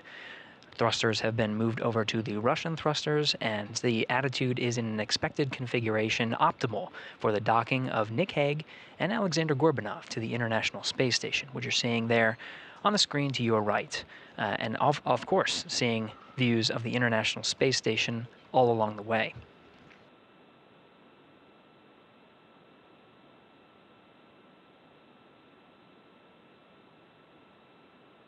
Now, a little bit more about what to expect once the Dragon moves in front of the docking axis. That waypoint 1 is right outside an area that's called the Keep Out Sphere. Now, outside of that, you're hearing these go, no-go polls, and we're providing updates of the joint teams that are working together to make sure that the crew is safely approaching the International Space Station, and all requirements are being passed before proceeding to go to the next milestone. That milestone of waypoint 1 is just outside the Keep Out Sphere. Once we're inside the Keep Out Sphere, which is about 180 meters away from the International Space Station from the docking axis, then we're in a new set of flight rules. We'll plan to pause at about the waypoint 2 marker. This is just about 20 meters in front of the docking axis. If everything looks good, it'll just be a short changeover in the mode to enable the final approach for contact and capture with the forward port of the International Space Station. From there, we'll say farewell to our colleagues over in, that you are covering over there in Hawthorne, in SpaceX Mission Control with Leah and Ronnie, and we'll take the coverage here in Mission Control Houston to oversee the hatch opening and welcome ceremony operations. There's a few hatches on board the International Space Station that we need to pass. There's the Dragon hatch itself, of course, but there's also an 8-pass hatch that's on the other side of that hatch, as well as the Node 2 hatch. 3 hatches to get through until the 2 crew members aboard Crew-9 can be welcomed by the 9 crew members aboard the International Space Station. But as mentioned, the International Space Station is in the right configuration, the docking configuration, and will remain as such. The view that you're seeing on your screen where the space station is pointed, it will remain pointed in that position. You can see the solar arrays that are sort of the wings from this perspective of the Crew-9 Dragon Freedom vehicle. Those solar alpha rotary joints that control the solar arrays on the International Space Station have been locked, and they'll be in that position to avoid any uninterrupted communication and maximize our TDRS coverage views and the beautiful views we're getting from both the station as well as the Crew-9 Dragon, and minimize any interference with any of the thrusters that are on board. Now, in the dual view you'll see the views from the station and the Dragon get incrementally interrupted. That's expected as both vehicles are traveling 17,500 miles per hour. Dragon cabin views are enabled by ground stations positioned strategically around the Earth. So we'll be sharing some of the views from inside the Dragon cabin as we get them, as they are beautiful views, and it's wonderful to see over the shoulders of Nick Hague and Alexsandr Gorbunov the views of from the International Space Station that we're seeing now as Crew-9 Dragon passes over the Earth are covered by the tracking data and relay satellites. These are satellites that are positioned in a geosynchronous orbit approximately 23,000 miles from the Earth, whereas the vehicles we're seeing now are approximately 250 miles. Now you see we'll be having some intermittent loss of that video coverage. That's expected. As we orbit the Earth, the antennas will be hopping from one of the TDRS satellites to the other, and we'll be providing as much coverage as we can. During docking operations, we do make sure that our KU band frequency capabilities to provide the beautiful video that we see is maximized, but we will have incremental loss, and so we're experiencing that now as we continue with ground station coverage from the Dragon itself, providing these views of the International Space Station. As Dragon swings out and up in front of the International Space Station, we're starting to get views of that Zenith port, where the other Crew Dragon is docked. That's Dragon Endeavour docked to the Zenith port of the International Space Station. The Crew-8 astronauts on board will be welcoming Nick Hague and Alexsandr Gorbunov soon after docking, but they'll begin a 7-day handover period until they undock at approximately October 7th is the date that we're currently tracking for the earliest opportunity for Crew-8 to undock and splash down off the coast of Florida, returning the 4 astronauts home and cosmonauts. Freedom SpaceX on the big loop. We're going to be commanding an increase to our C2V2 rate. We'll have a temporary drop in C2V2 return from Dragon for a little bit. Freedom copies.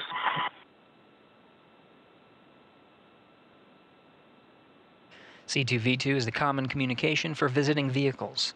The vehicles you're seeing now are not too far away, about 320 meters away from each other, just outside the keep-out sphere and swinging out and up in front of the station. Now, we talked about TDRS coverage and ground station coverage, but there is a link that allows the two vehicles to talk to one another. That's through a system called the Common Communication for Visiting Vehicles, C2V2. On board the International Space Station, NASA astronauts Matt Dominic and Mike Barrett are currently inside the cupola, getting some beautiful views of Dragon making its approach to the International Space Station, but they're also receiving data through this common communication link. Some of the data they're seeing of the range rate, and vehicle status and health are all being transmitted from the Dragon to the International Space Station. Status of that link will be provided over the Dragon to Ground and its big loops, Dragon to Ground loops and big loops, as we make our way around the Earth and continue with our coverage of the approach and docking.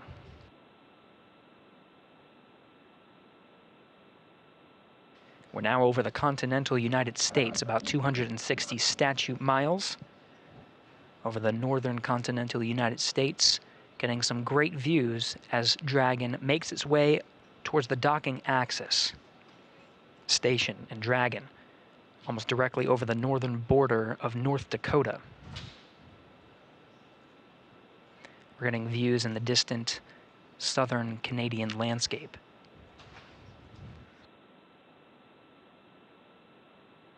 You can see Dragon moving sort of up from this view. These views provided by the external cameras that are mounted on the outside of the International Space Station.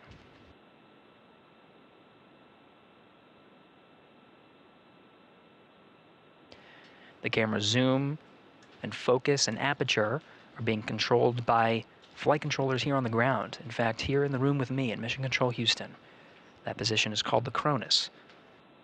They have autonomous control of the cameras on the outside and are able to use the pan, tilt, and zoom functions of the external cameras to provide these great views.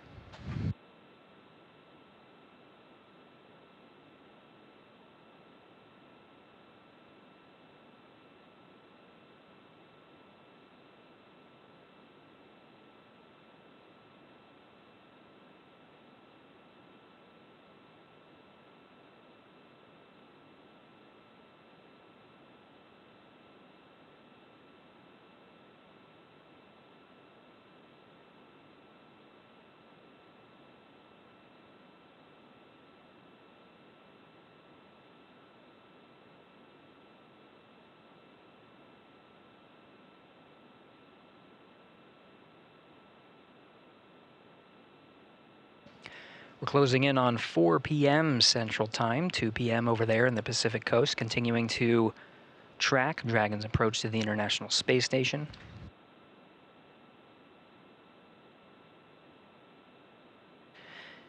Now getting some distant views on some of northern Ontario, and of course the horizon of Earth. Now this view provided from the external cameras aboard station of Dragon with the nose cone open and the forward bulkhead facing the International Space Station. That provides the communication link, very strong link, and some of the forward bulkhead Dracos are now coming into view as Dragon becomes a little bit closer. We're just a little more than 300 meters from the station at this point.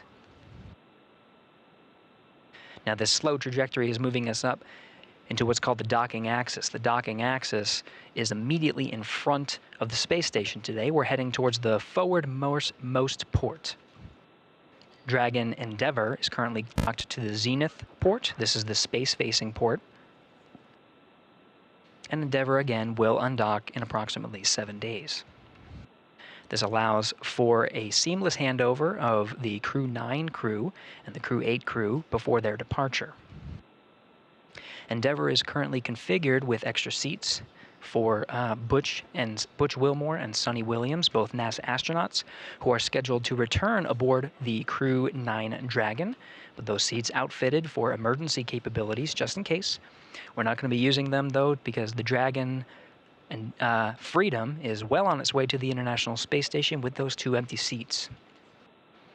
Upon Freedom, SpaceX on the big loop, C2V2 transit rate increase is complete, so we're back with good comms.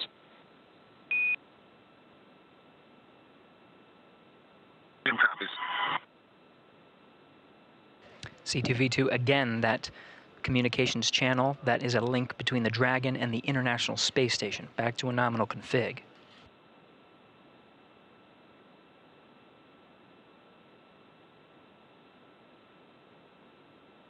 We're now past the top of the hour and approximately 10 minutes away from the expected arrival of waypoint 1.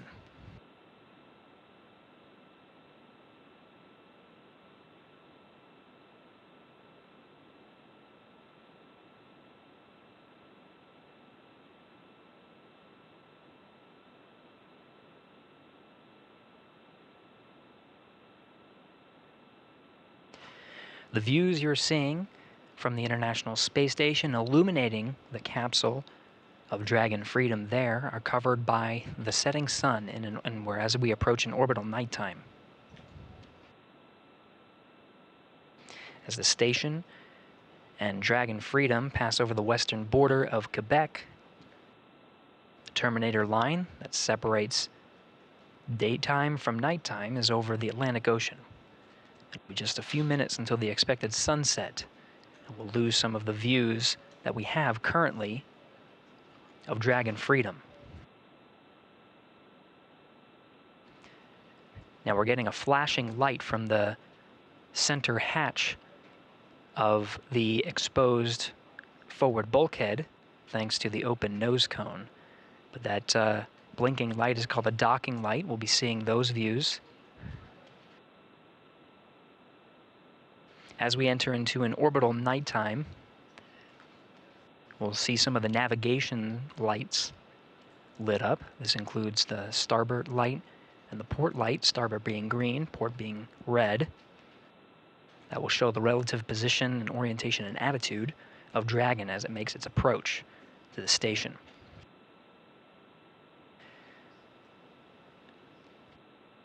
Now getting some camera views from inside Dragon Freedom, covered by some of the ground stations strategically positioned around the Earth. On the center console there, you can see the trajectory of Dragon as it approaches waypoint 1. This will be right when it's right in the middle there. But the trajectory that you see that's curved is part of potential breakout maneuvers, which would be calculated at any point in Dragon's approach to the International Space Station to ensure the safety of the crew.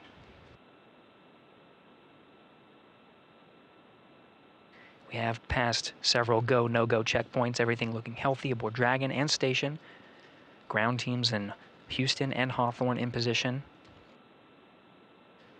Tracking good health on both of the vehicles and great milestones, good trajectory.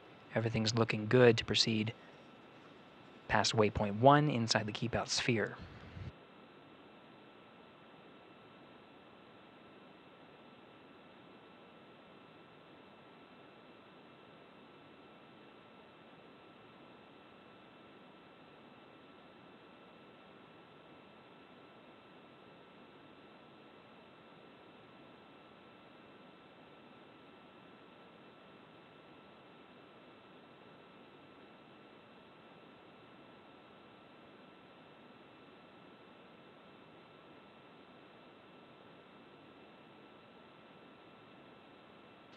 In the view on your right, we're starting to come up on a view of the International Space Station from the docking axis. Not quite there yet. We're expected to be there in about 6.5 minutes.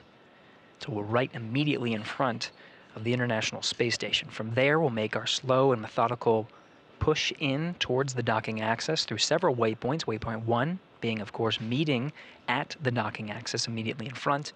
Waypoint 2 being inside the keep-out sphere.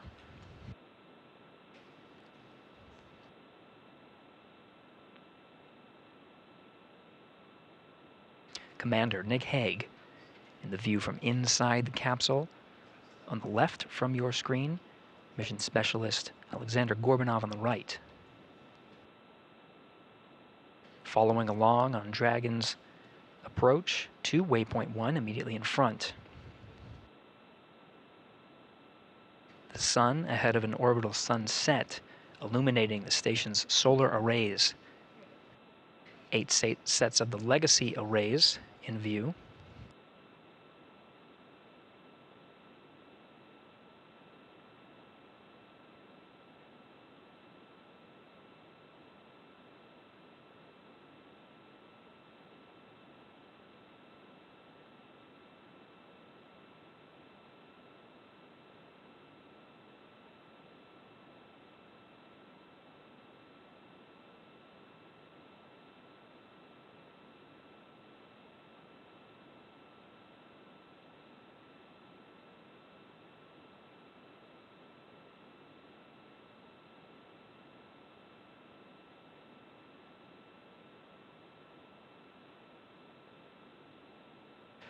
We're inside 5 minutes from the expected arrival of waypoint 1.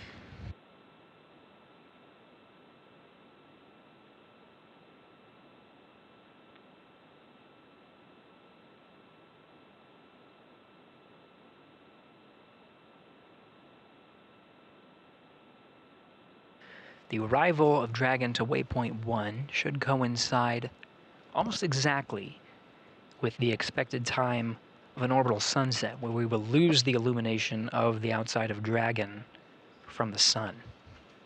If this is the case, right when we hear the call up on the big loop that we have passed waypoint 1 and have begun what's called approach 1, this is the burn that actually allows Dragon to start moving inside the docking axis towards the keep-out sphere, we might lose some of the illumination of the spacecraft, in which case you'll see some of the navigation lights, the green and the red lights.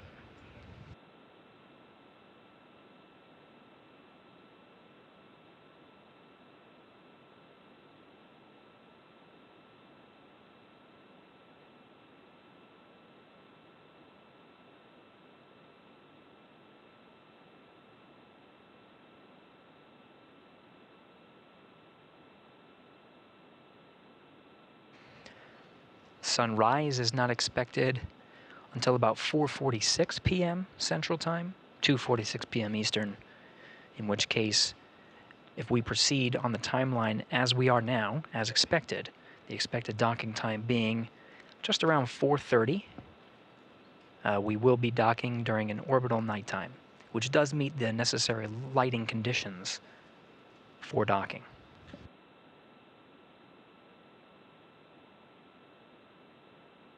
Waypoint 1 arrival in just a little more than 2.5 minutes.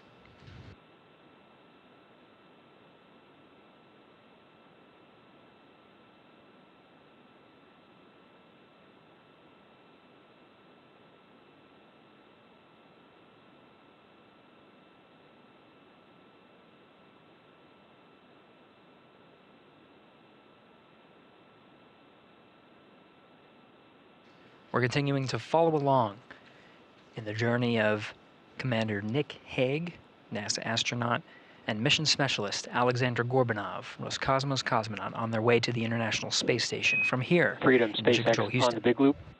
Approach 1 and soft capturing extension will begin shortly. Dragon will continue approach to waypoint 2.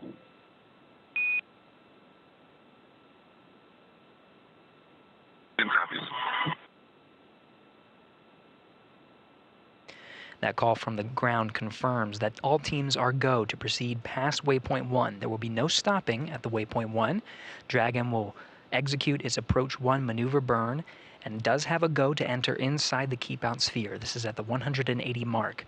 Waypoint 2, though, is just 20 meters in front of the docking axis. We'll be proceeding in very shortly. All teams are go, everything looking good, here from the International Space Station Flight Control Room in Houston, Texas.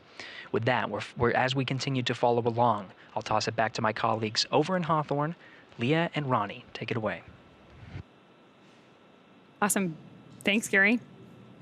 So one of the things that's really interesting as we move up to waypoint 1 is that in a lot of ways, the trajectory we're on today, even though we've done these additional burns with Dragon's Draco thrusters, was set yesterday when we lifted off from Space Launch Complex 40. And that's part of the reason that we had an instantaneous launch window yesterday. A lot of that is driven by this rendezvous point between Dragon and the International Space Station in orbit, so that we can perform all of these maneuvers moving from waypoint 1 to waypoint 2, coming up here shortly, exactly on time and through this careful, very methodical approach between all of the teams currently participating. Here at SpaceX Hawthorne, obviously our crew on board Dragon, the International Space Station, and Mission Control in Houston. We are still expecting initial contact between Dragon and the International Space Station at about 2:30 p.m. Pacific time or 5:30 p.m. Eastern time. And before reaching waypoint 1, which again is coming up here very shortly, mission operators conducted a go, no-go poll, which we just heard, to allow Dragon to begin its approach to waypoint 2. That's, of course, located inside of the keep-out sphere, about 20 meters away from the space station. Yeah, so again, like you just said, Ronnie is standing by to arrive at waypoint 1. However, we did hear the call that we will not be stopping at waypoint 1 today. There's always the option there if we wanted to stop at waypoint 1, and that brings us up and in front of the International Space Station, puts us on the docking axis, meaning we are right in front of Node 2, which is our docking port today, also known as Harmony. We actually had a really cool view earlier when we had that shot from Dragon where you could see Crew 8's Dragon at the zenith or space-facing port of Harmony. So hopefully, as we get closer, we get that view back. But once we get to waypoint 1, like you mentioned, we will start moving into waypoint 2. And if you look on the left of your screen, you can see Dragon changing color just a little bit. That was an orbital, let's see, sunrise?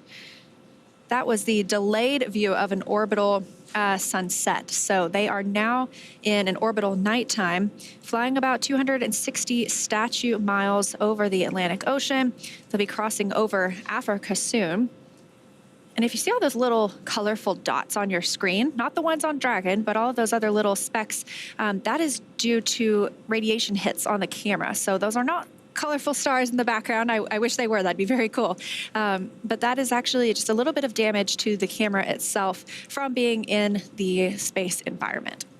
Of course, the colorful dots on board Dragon are actually a pullover from the aviation industry being used to indicate the port and starboard sides of Dragon itself.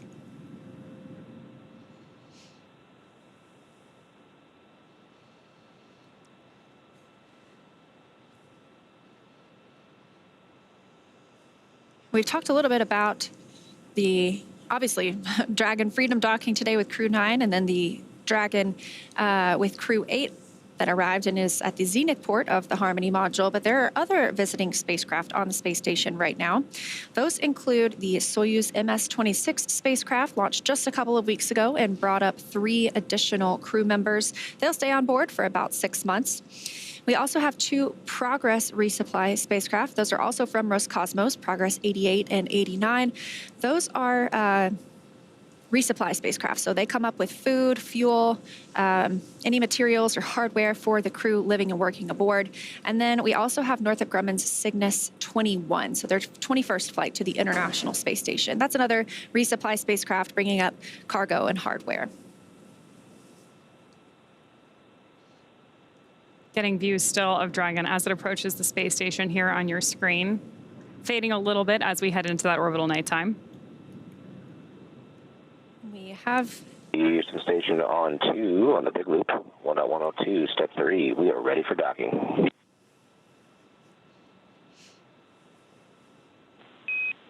Houston copies, and at waypoint 2, Dragon will hold for approximately 5 minutes. Station copies. In correction on previous call, we're in step 3, not step 2. Houston copies. That sounds like NASA astronaut Matt Dominic. He is monitoring from inside the cupola.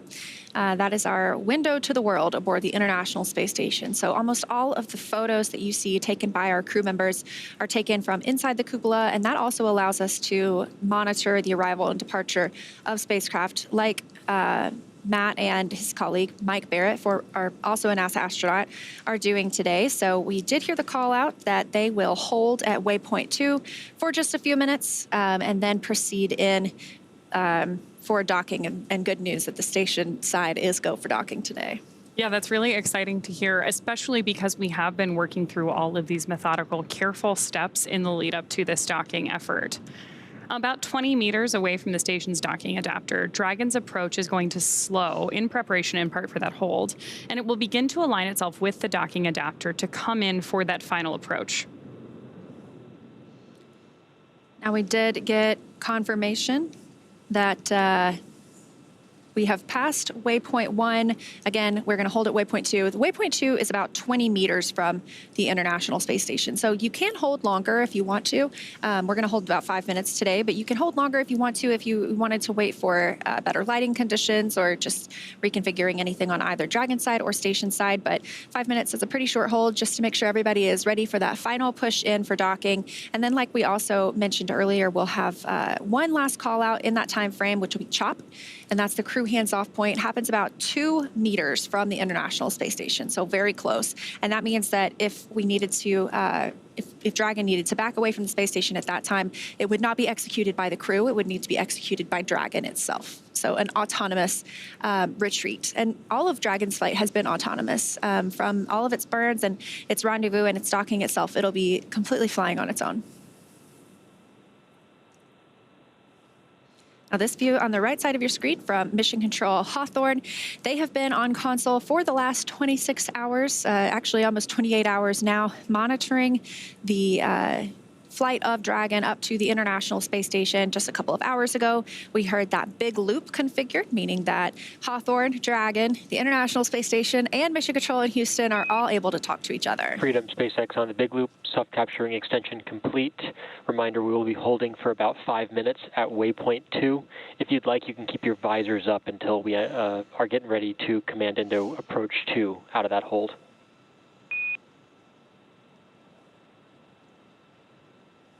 And Freedom copies, good sub-duck ring extension. We're going to hold at waypoint 2. We'll keep visors up until then. And just to let you know, we are, station's pretty dark in the center light camera, looking at thermal until we get in closer. SpaceX copies. Sounds good. And yeah, expected for the lighting conditions and eclipse now. Should brighten up in approach 2 on center line.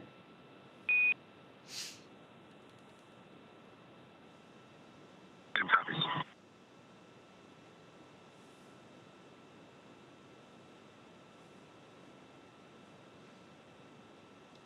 Good confirmation there from Mission Control that we obviously have our Crew-9 astronauts suited up and waiting to approach that waypoint 2. We also heard the call out from Mission Control there that the astronauts are welcome to leave their visors up. One of the things that's pretty cool about the IVA suits is that they are fully integrated and tailored to the astronaut who is wearing them. So the visor is one of the only mobile parts of the suit. Everything else is connected. The helmet, the gloves, the boots, everything is custom tailored to the astronaut wearing that IVA suit, including everything going on to their communications with the ground, the umbilical that actually mates from the thigh of the suit to the chair on board of the Dragon spacecraft. We did also hear that the soft capture ring is deployed. So there are sort of 2 phases to docking. There's soft capture. That's our initial contact for Dragon and the International Space Station. And then that ring will retract once we make that contact, and we'll start getting hard capture. That's when we get into those locks or those latches and hooks driving to provide a firm, secure connection from Dragon and the International Space Station. We'll also see some umbilical checks and connections as well, too. And we are standing by as well for a go, no go poll in Mission Control Houston. We may not hear it here, but we will have a go, no go poll from Mission Control Houston in just a couple of minutes for the docking. But it's good news all around so far. Heard that the astronauts aboard the International Space Station are ready for docking themselves. So we're standing by for waypoint 2 coming up next. We may dock a little bit early today. We were targeting around 2:30 Pacific. That could happen about 2:26 p.m. Pacific time. So early is good. Early is good. That's great. One of the other things we're hearing as we hear chatter back and forth between mission control are these beeps as comms begin, both outbound and inbound. Those actually date back all the way to the early days of human spaceflight and are known as Quindar tones. They used to effectively be radio signals that we had comms coming in and out. They're a holdover these days. They're not strictly necessary, but because they are part of the history of human spaceflight and a really convenient way for us to manage these communications back and forth between mission control and the astronauts, you can hear them on all of our crew launches on board Dragon, and obviously keeping us in touch not only with Dragon and Mission Control here in Hawthorne, but also the International Space Station and Mission Control Houston. It also helps us know when that comms is coming here as communicators, because those are the most important comms of the day. Anything we say is much secondary. It takes a backseat to anything that you could hear from the crew members in orbit or the team members here on the ground really leading the operations. So we like to listen for those, and we are quick to be quiet as soon as we hear that there might be some crew comms incoming. It also just sounds like space to me. I think it's the history of everything, and having seen it on all of the crew flights from Demo 2 to Crew-9 on board Dragon, that sounds like we have space coming in. I'm so always eager to hear what the crew or Mission Control has to say. It looks like we're about 90 seconds away from waypoint 2. Again, that's about 20 meters away from the space station. We are already on the docking axis, so we are right aligned with the Node 2 forward port, that Harmony forward port that Dragon will be calling home today. And because of that, we are getting these views of Dragon with space in the background on that docking axis instead of the Earth behind it. So if you are just joining us, we don't have a super clear view right now, but the lights that you're seeing are Dragon on board your screen as it approaches the International Space Station. Again, if just in case you're just joining us, we are tracking initial contact between Dragon and our Crew-9 astronauts at about 2:26 p.m. Pacific time. That'll begin with that obviously soft capture followed by a hard capture. During the hard capture maneuver, Dragon will actually extend 12 hooks into the International Docking Adapter to make sure that we have really tight contact between Dragon and the space station before we begin pressurizing the vestibule between the two vehicles. And again, we do expect that docking today will probably take place in darkness. Unfortunately, we love those views when we are in an orbital daytime. But like we mentioned earlier, we see 16 sunrises and sunsets a day. So we see about 45 minutes in darkness and 45 minutes in daylight. Right now, we are in one of those orbital night times, flying 261 statute miles over the country of Togo. So we are standing by again for waypoint 2 arrival. We expect to pause, and it looks like we could see a couple of thruster firings as we get ready to execute that 5-minute hold at waypoint 2 before moving in for final approach and docking to the Node 2 forward port with Dragon and Crew-9. This is the second Dragon that's going to be mated to the International Space Station. Oh, we've got some good Draco pulses on your screen there right now. Again, this is the second Dragon that's going to be on board the ISS once we've got this docking complete today, because we do have the Crew-8 Dragon also currently mated to the International Space Station. Crew-8 and Crew-9 are going to do an active handover here, where the crews work together to transition current operations on board the station, any ongoing scientific research, and then Crew-8 will return home in about a week, depending on weather conditions, in the same capsule that they rode up on. So it's interesting because that capsule stays with the crew for the duration of their mission, which obviously means that we at SpaceX here are monitoring Dragon throughout the mission, from its initial launch, the entire time it's docked on station, through that splashdown for each crew.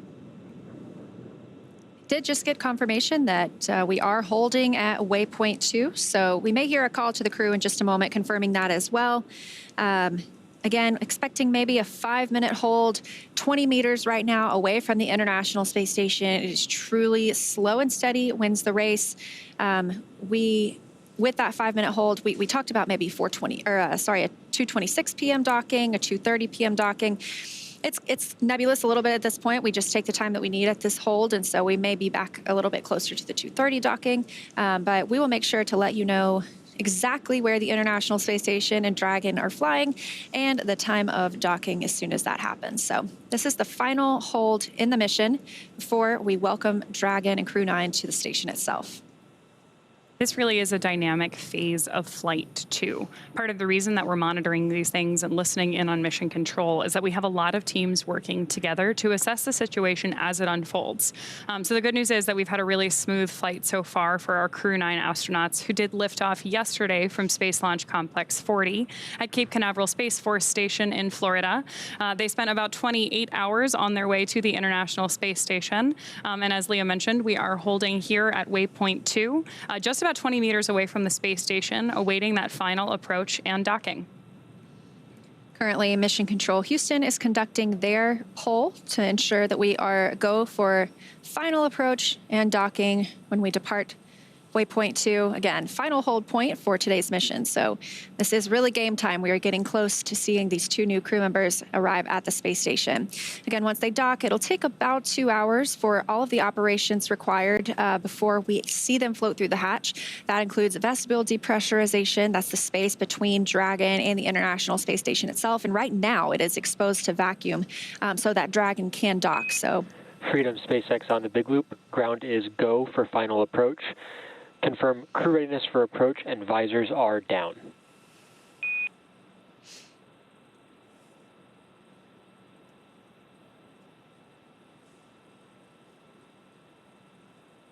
And SpaceX Freedom, visors down. We are go for docking. SpaceX copies.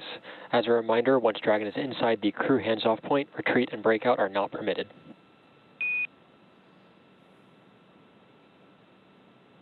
Good copies.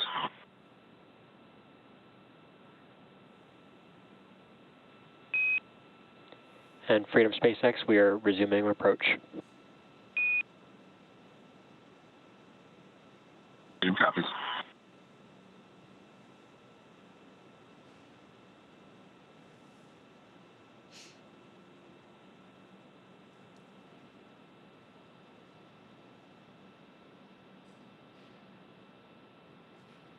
Awesome news there from Mission Control, and of course hearing our Crew-9 astronauts on board Dragon that we are go for docking. If you're watching closely, you're also seeing some great pulses from those Draco thrusters on board as Dragon approaches the ISS for that final docking maneuver. again, that was the final hold, and we heard the communications that we are go for docking and have resumed that approach. So we will not hold again. And they discussed CHOP, which we mentioned earlier, the crew hands-off point. That's within 2 meters from the International Space Station. Station Houston on the big loop. Dragon is on final approach and is go for docking. Monitor per steps 5 and 6 in 1.102. Dragon approach and retreat monitoring. Station copy, step 5 and 6. So those sound like similar communications, but the first was to the crew on Dragon. The second is to our crew monitoring in the cupola, and you hear them reference what they should be looking at, any procedures that they're referencing during this dynamic phase. And we're continuing to see Dragon get closer to the International Space Station, now about 17 meters away from the docking port. Again, we do expect to be in an orbital nighttime during docking, but this is a pretty cool view, as you can see a camera coming from Dragon and focusing on the docking port itself. So it looks like we are properly aligned with that Node 2 forward port as we continue to approach, now just 15 meters away.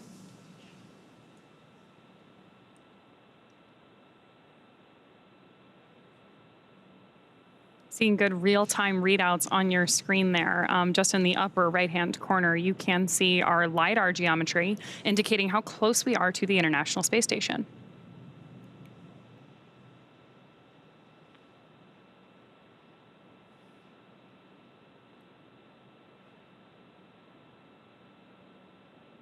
LiDAR, of course, stands for Light Radar, and it is used in maneuvers like this in space to help two spacecraft meet each other.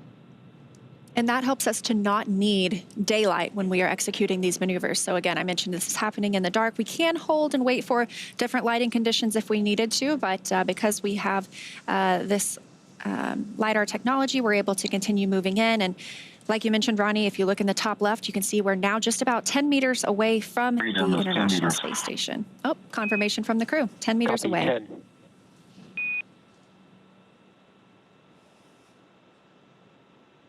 Of course, now we're also within that crew hands-off point, in large part because the autonomous systems on board Dragon, which we're getting kind of a representation of on your screen right now, are completing this final docking maneuver.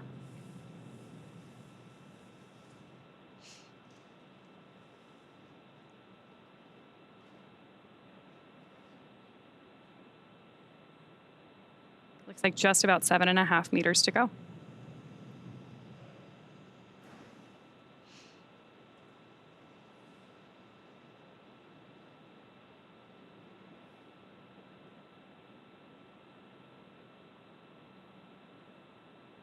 Again, first, we will be holding for soft capture. When that soft capture ring makes contact with the space station, that will then retract and begin hard capture. But docking for us is called at the time of soft capture. 5 meters.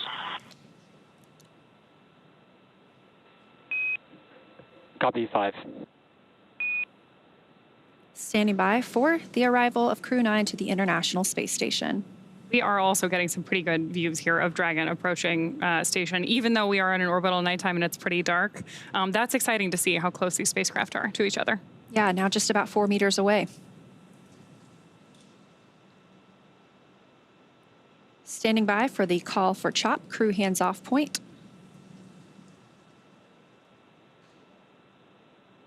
Freedom 2 meters, hands off.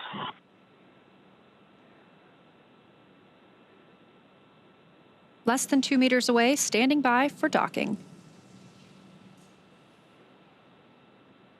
1 meter.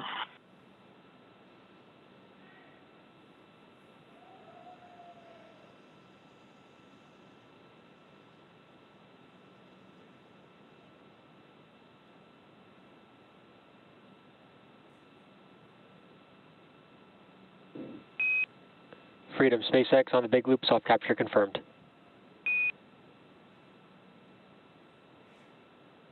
Freedom copy. Speed soft capture. Crew-9 has arrived to the International Space Station. Docking confirmed at 4:30 p.m. Central Time, 5:30 p.m. Eastern Time over Botswana.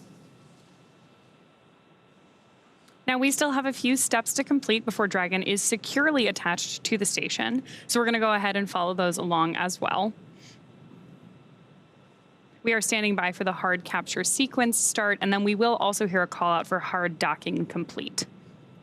We're expecting that a little bit more than 10 minutes from now. Freedom, SpaceX, ring retraction in progress.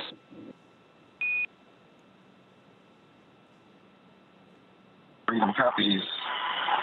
Retraction in progress.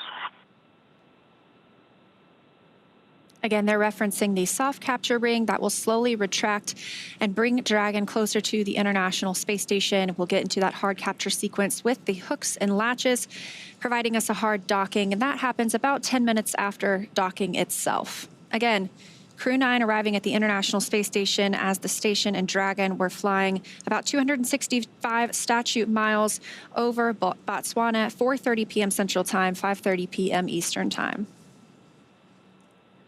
Of course, those hard capture rings aren't the only thing that we're going to attach between Dragon and the space station. We also have a series of umbilicals and other systems that really help integrate Dragon to the space station once both vehicles are mated together. And this continues to be a I don't want to say slow, but a methodical process of bringing the crew on board the space station. So yes, we do consider them docked at this point. We are waiting for that hard dock to be confirmed, but we will still have a couple of hours before we actually open the hatch and see the crew fly through. So NASA astronaut Jeanette Epps on the space station side is going to be prime. She's the lead for pressurizing the vestibule, that space between Dragon and the station hatch that will be opened and allow the crew members to fly through it and join their new home for the next 5 months. So we will stand by for that. But that does take a couple of hours, and then we will finally have 11 people aboard the International Space Station for about the next week. Has to be an exciting time to be on station. Obviously, at this point, everything we're doing, as you mentioned, is very methodical, and that's because we're still in a dynamic phase of flight before we have all 11 members of our crew together on board Expedition 72. We've obviously heard a couple call-outs to our crew that they are wearing their IVA suits, now visors down, due to the dynamic nature of this flight environment, and we'll move through all of these steps until we can bring everybody together, and then, like you mentioned earlier, maybe change into something that's a little bit less spacefaring, a little bit bit more comfortable? Yeah, we'll probably see them float through in something like their flight suits. You know, NASA astronauts typically wear blue flight suits, so we'll see what they show up in today. But I am definitely looking forward to seeing them float through the hatch. Now, again, we only have 2 crew members on Dragon today arriving, and the 2 empty seats that were with them will be occupied by NASA astronauts Butch Wilmore and Suni Williams upon their return sometime next February. So we will be excited to see them back on Earth as well. So it's about a 5-month stay for NASA astronaut Nick Hague and Alexsandr Gorbunov, who have just docked to the International Space Station. Again, that happening at 4:30 p.m. Central, 5:30 Eastern, just about 4 or 5 minutes ago now. We are still standing by for soft capture ring retraction to be complete before the hard capture sequence starts and we get into driving those hooks and latches and firmly securing Dragon to the space station. If you joined us during our webcast yesterday, you know that these hooks were actually exposed when we opened the nose cone shortly after Dragon made it to orbit. That's one of our major milestones during our launch event. We did have an on-time liftoff yesterday from Space Launch Complex 40, followed by Freedom SpaceX ring retraction complete, docking sequence holding for MCS reconfiguration.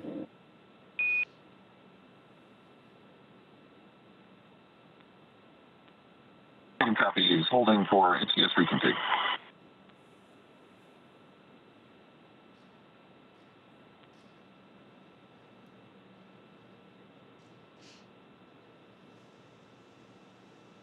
So confirmation that the soft capture ring, that first step in the docking process, has completely retracted.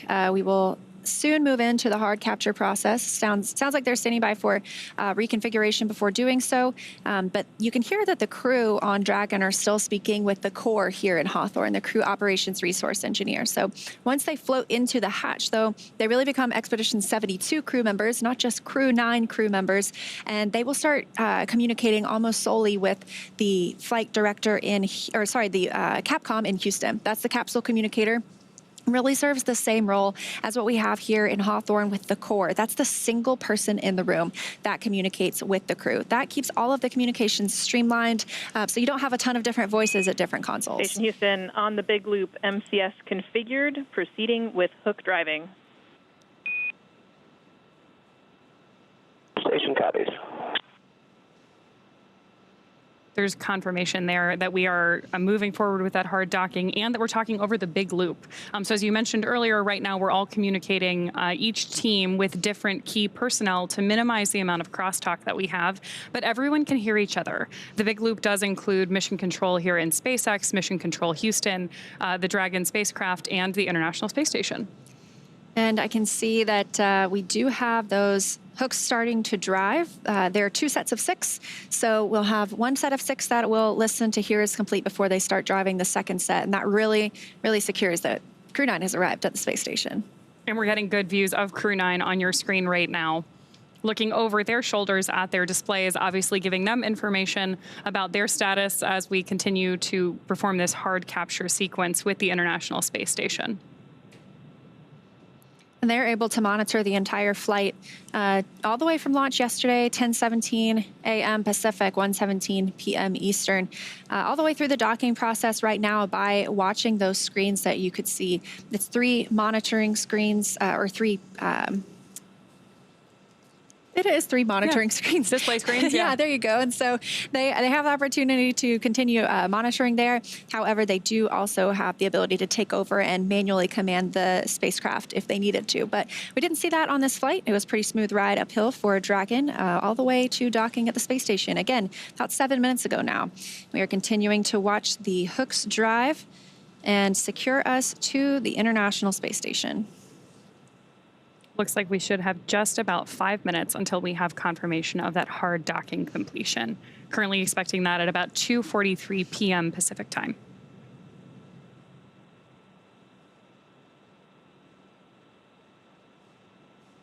Like I mentioned earlier, during this time, we keep any of the crew members that are on the space station from exercising.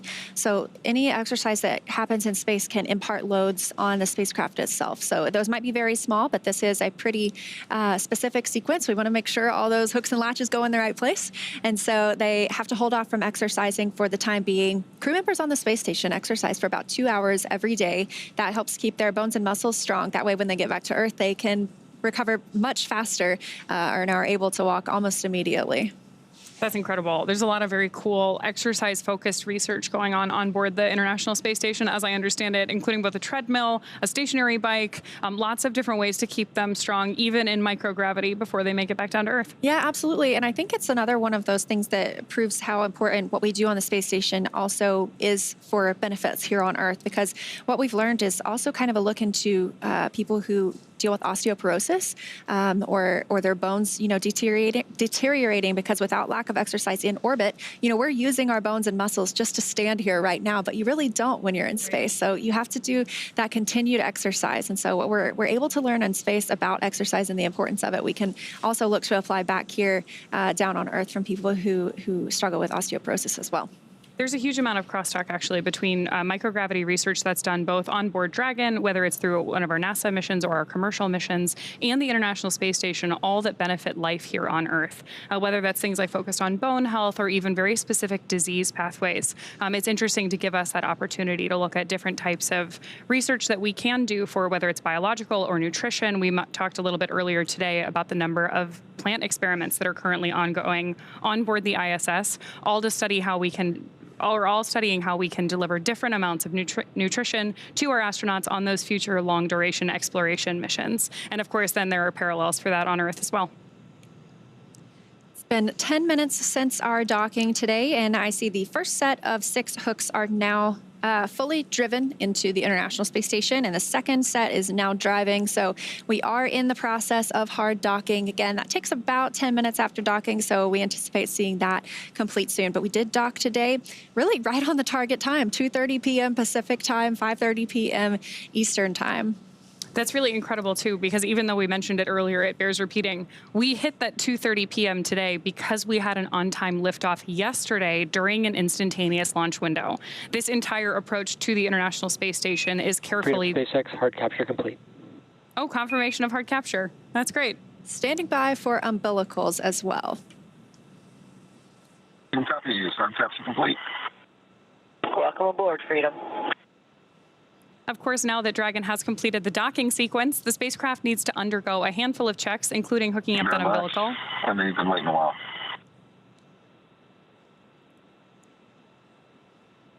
Just to see your smiling faces.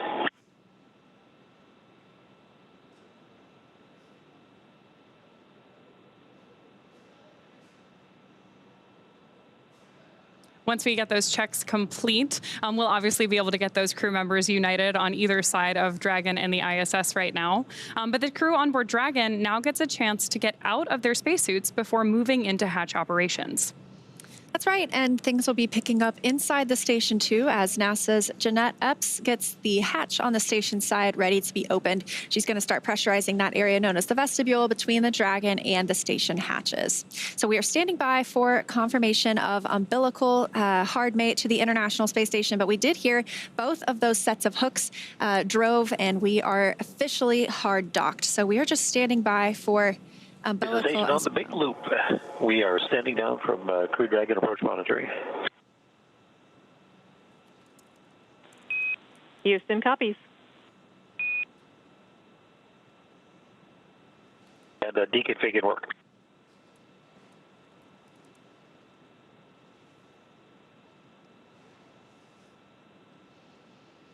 All right, again, we docked right on time here at 4:30 p.m. Central Time, 5:30 p.m. Eastern Time as Dragon and the International Space Station were flying over Botswana. And our teams in Mission Control Houston are continuing to monitor the arrival. So with Dragon docked, that's going to do it for us here in Hawthorne, but our coverage for Crew-9 will not stop here. In a minute, we're going to toss it to Gary in Mission Control Houston to take us through that vestibule depressurization effort and hatch opening, when we'll see NASA astronaut Nick Hague and Roscosmos astronaut Alexsandr Gorbunov float into the International Space Station. But first, let's quickly recap how they got here. First, of course, we began with suit up with both of our astronauts and Crew-9 members putting on their IVA suits. Then they rode out to the launch pad for vehicle ingress. We had an on-time liftoff from Kennedy Space Center, pad 40, yesterday at 1:17 p.m. Freedom SpaceX on the big loop. Docking sequence complete. Ground will be enabling hardline power and comm connection shortly. go to doff suits per procedure 4.012. We'll take cameras external.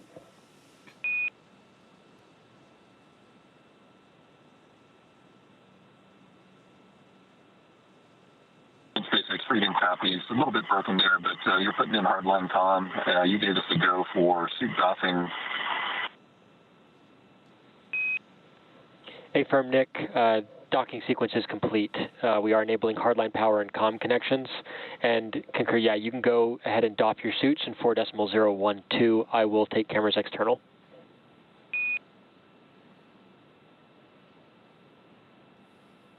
Okay, copy that. We're starting to doff our suits, and you'll go external. Thanks.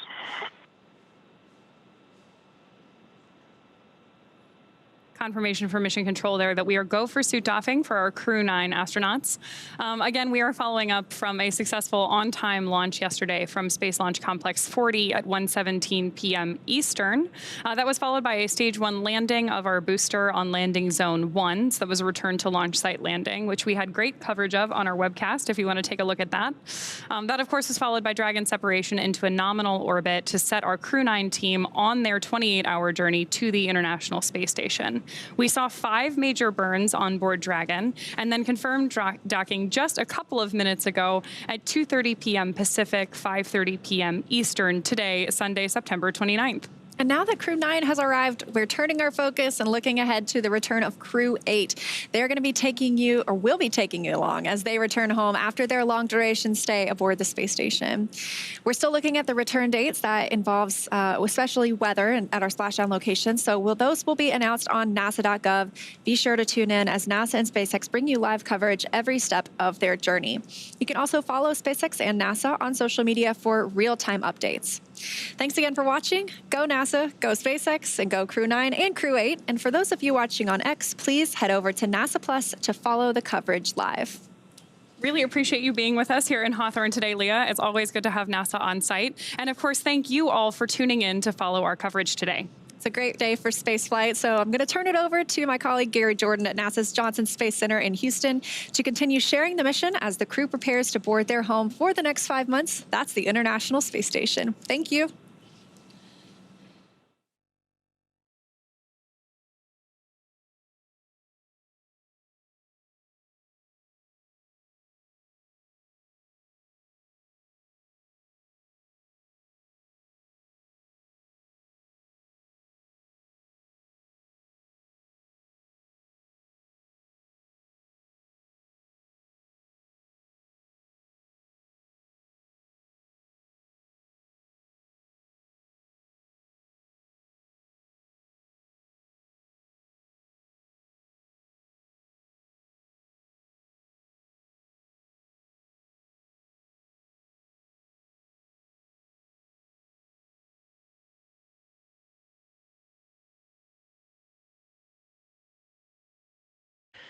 This is Mission Control Houston.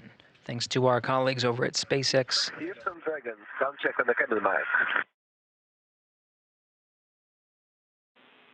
Dragon, Houston has you loud and clear. How me?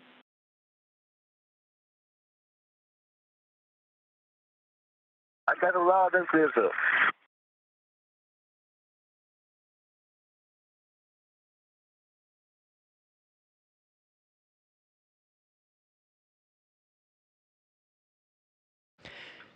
SpaceX Freedom. With that, I'm going to detach, and Alex and I will be both away from the displays, doffing suits, and working on getting ready to open that hatch. All right, SpaceX copies that, Nick. For awareness, we're going to continue with our docking procedures, and upcoming will be vestibule pressurization. Recommend you also, following suit doffing, you step into 4.400 for docked cabin configuration. I'll keep you up to date when we do start vestibule press, but you can monitor vestibule pressurization and leak checks in section 4 of 4.400. How copy? Copy all. You guys are going to start with vestibule pressurization here shortly. We're going to also step into the arrival config procedure, and we'll just run those in parallel with suit doffing. All right, that's a good readback, Nick. And just let us know when you're done with suit doffing and if we are allowed to come back on board with cameras at any point in this docking sequence. Yes, will do. Thank you.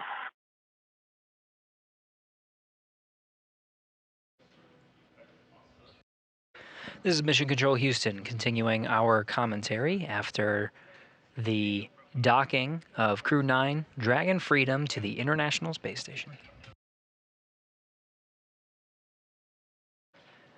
Nick Hague and Alexsandr Gorbunov, Hague of NASA, Gorbunov of Roscosmos, both docked to the International Space Station right on time, 4:30 p.m. Central Time, 2:30 p.m. Pacific. At the time, this station was flying 265 statute miles over Botswana.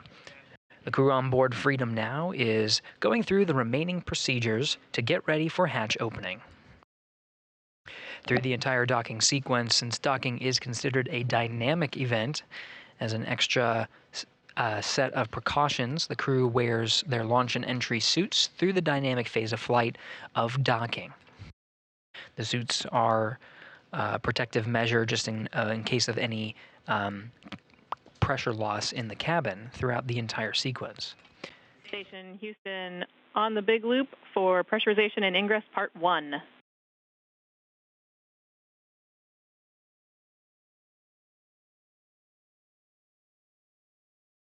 Going on 2. Jeanette, you and Mike are go in step 1.1 of 2.102.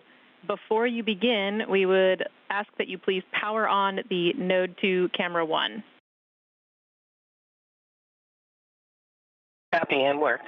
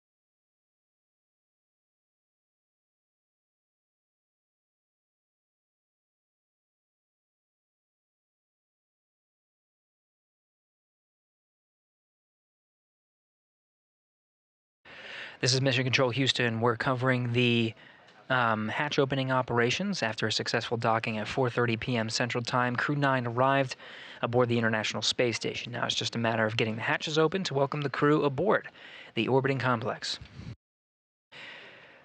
Sequence of events happening on both ends of the hatches.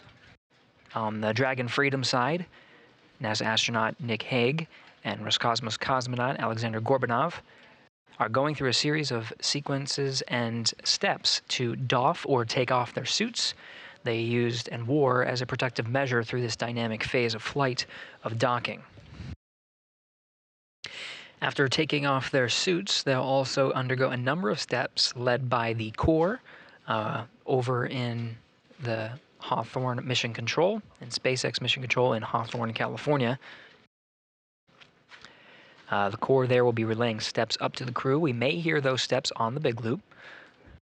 And those steps are closing out the cabin inside Dragon Freedom to prepare for the hatch opening sequence.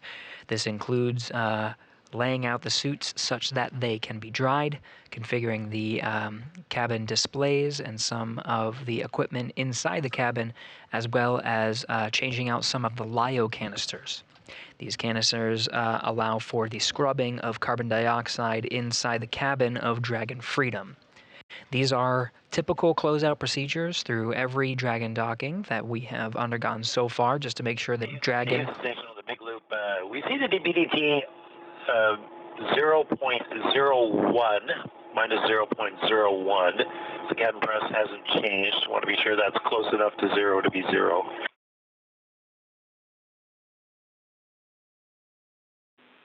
We concur. That is close enough to 0 to be 0. I will quote you on that. Thank you. Capcom Tess Caswell here in Mission Control Houston. That's the voice you heard, talking with NASA astronaut Matt Dominic aboard the International Space Station. It takes a team to open up the hatches, and we do have quite a crew on board. Jeanette Epps, NASA astronaut, as well as NASA astronaut Mike Barrett, working with Dominic, will all be working on the hatch opening procedures. Butch Wilmore, ahead of our coverage today, did set up the rendezvous operations panel that allowed for telemetry to be received by the crew on board the International Space Station and monitor Dragon's approach to the station. Now moving past the monitoring operations after the docking sequence is complete, the crew is focused on hatch opening operations. Now these hatch opening operations can take some time. The docking port on the forward end of the International Space Station with the International Docking Adapter before Crew-9's arrival has been exposed to vacuum, including the sun and the sun shining directly on the docking interface, as well as shade and orbital nighttime. These can introduce some significant temperature swings inside the docking ring or inside the International Docking Adapter. So upon docking, whenever the Station on the big loop, node 2 forward hatch is open. We copy, Mike, and when you get there, you are go in step 2.2.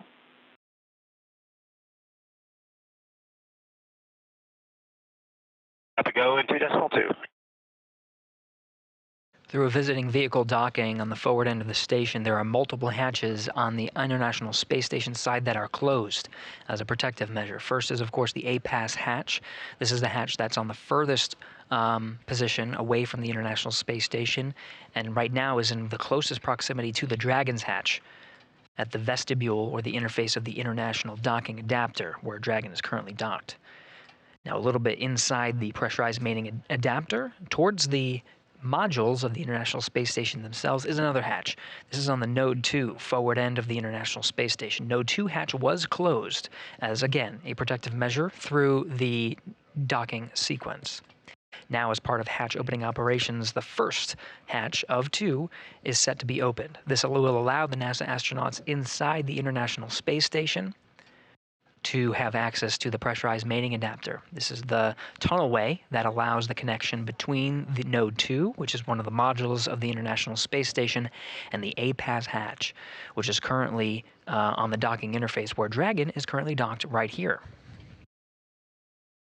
Where Dragon is docked, you can see a white interface. This is the International Docking Adapter. It's attached to the black structure. This is the pressurized mating adapter. With the Node 2 forward hatch open, the International Space Station crew is right now inside the pressurized mating adapter, setting up to configure for entrance through that pressurized mating adapter and welcoming the Crew-9 crew.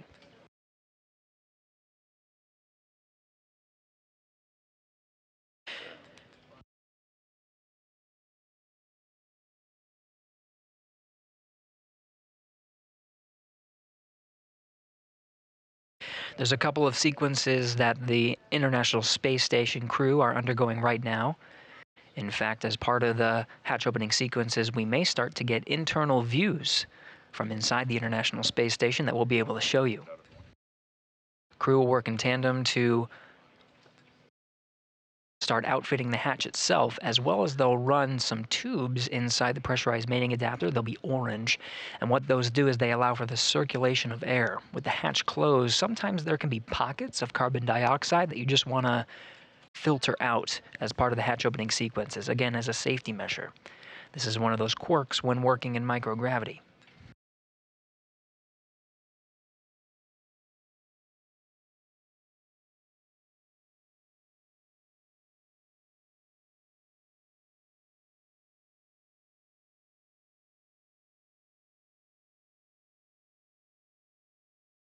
Now getting views from inside the International Space Station, you can see the crew now working together to open up the APAS hatch. The view you're looking at is from the Node 2 Harmony module, looking inside the pressurized mating adapter. This is NASA astronaut Jeanette Epps, one of the NASA astronauts assigned with the hatch opening operations. Station of the big loop as step 2.4 APAS equalization valve closed at 2158. Houston copies 2158.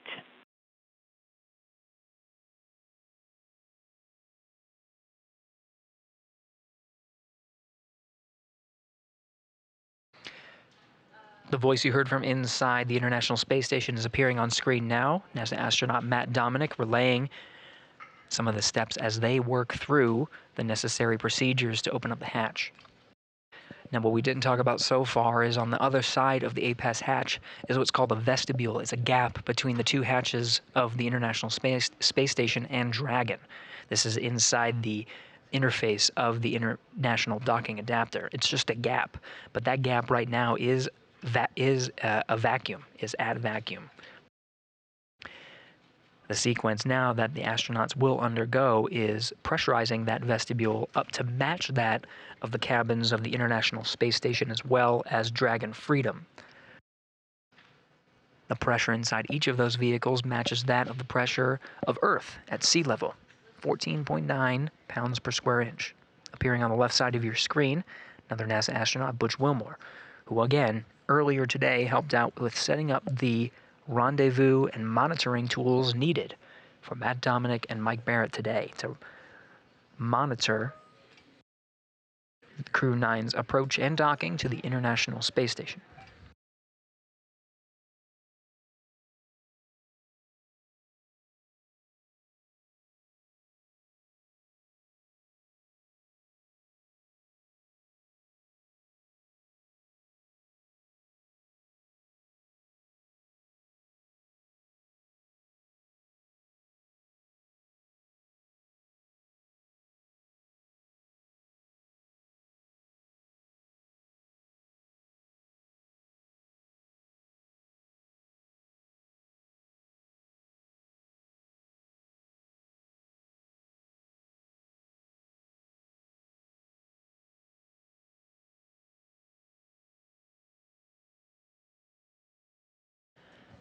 Procedures for hatch opening sequences do not need to be memorized by the astronauts on board. They do have reference material. NASA astronaut Jeanette Epps holding a tablet and referencing some of the step-by-step sequences that need to be followed to ensure a safe pressurization of the vestibule and the hatch opening sequence needed to welcome the Crew-9 astronaut and cosmonaut aboard the International Space Station.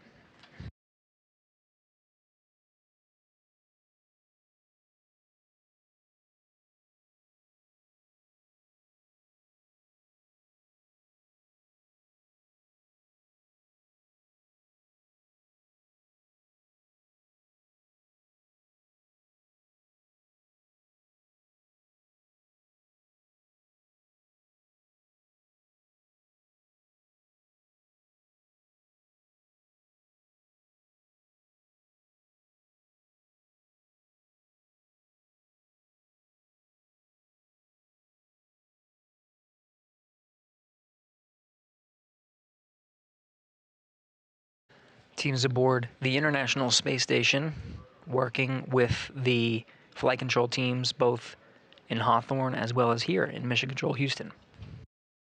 Through a docking sequence, the attitude control of the International Space Station itself is changed at various increments and spots through the docking sequence. As a visiting vehicle approaches the International Space Station, some of the thrusters and what are called desats, which allow the dampening of a control moment gyro to reset it once it reaches maximum rotation velocity, are disabled. And prior to a hard dock, the station is on control moment gyros only. The attitude determination control officer here in Mission Control Houston is reconfiguring the station's attitude control such that some of the attitude control assets are being re-enabled, including some of the desats and thrusters.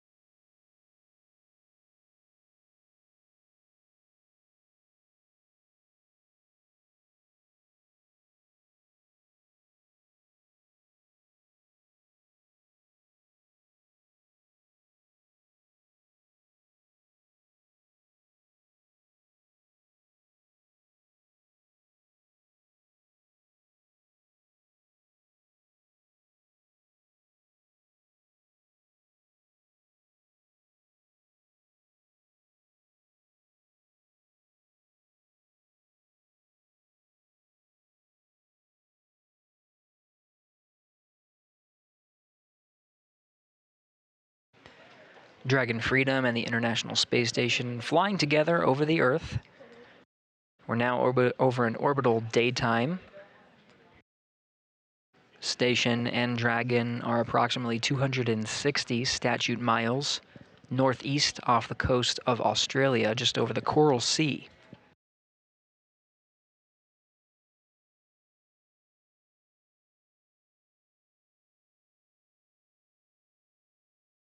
We're a little more than 30 minutes after the docking of Dragon Freedom to the International Space Station. That docking again occurred at 4:30 p.m. Central Time, 2:30 p.m. East, 2:30 p.m. Pacific, 5:30 p.m. Eastern. Again, all the teams are working on the hatch opening operations. Commander Nick Hague and Mission Specialist Alexsandr Gorbunov inside Dragon, the view of which you can see right here, are undergoing suit doffing procedures, taking off their suits and configuring the Dragon cabin for the hatch opening sequence, including opening up of the Dragon hatch on their side.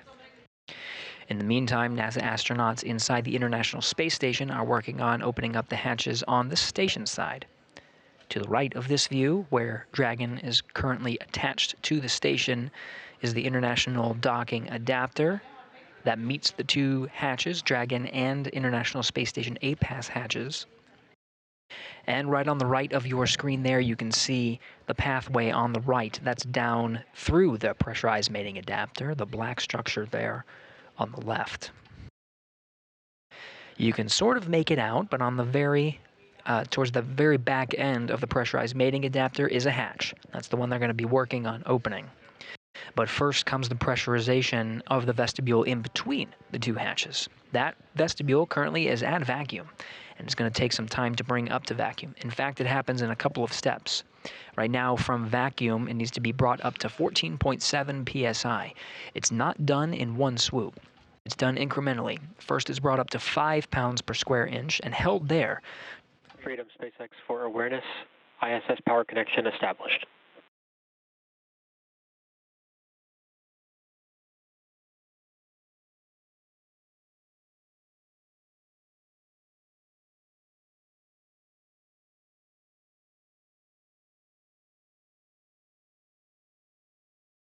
As part of the docking sequence, the very last step prior to the docking sequence being completed is the deployment of an umbilical from the Dragon to the International Space Station. That umbilical connects the Dragon to pull from the power and connect the data through a hard wire in between the International Space Station and the Dragon Freedom.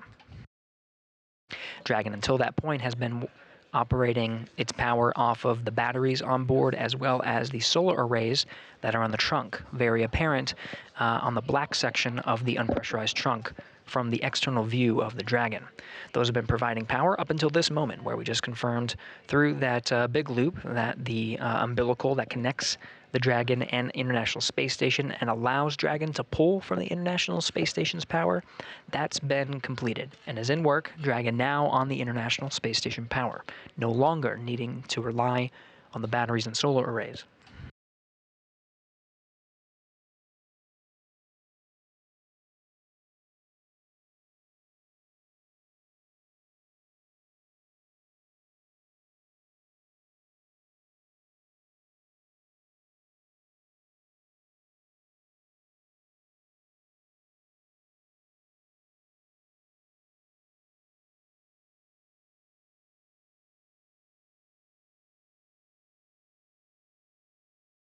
We're getting views, live views, from the International Space Station as it flies 257 statute miles over the Pacific Ocean. These views are cameras being set up and configured inside Node 2 by the NASA astronauts themselves to provide views from the station to us down here on the ground to monitor the operations.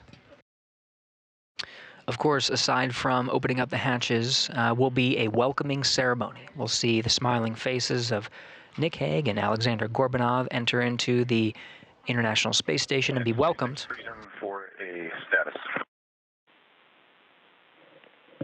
Ready to copy.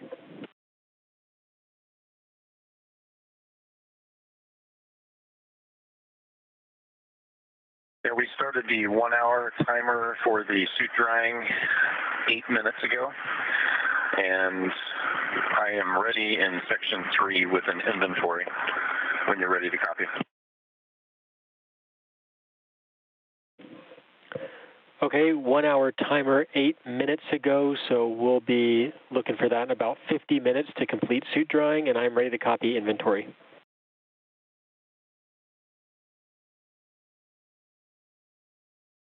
Okay, for water, in bag 201, consumed 2 bottles. In 202, consumed all 5 bottles. In 204, consumed 5 bottles. All 5 bottles.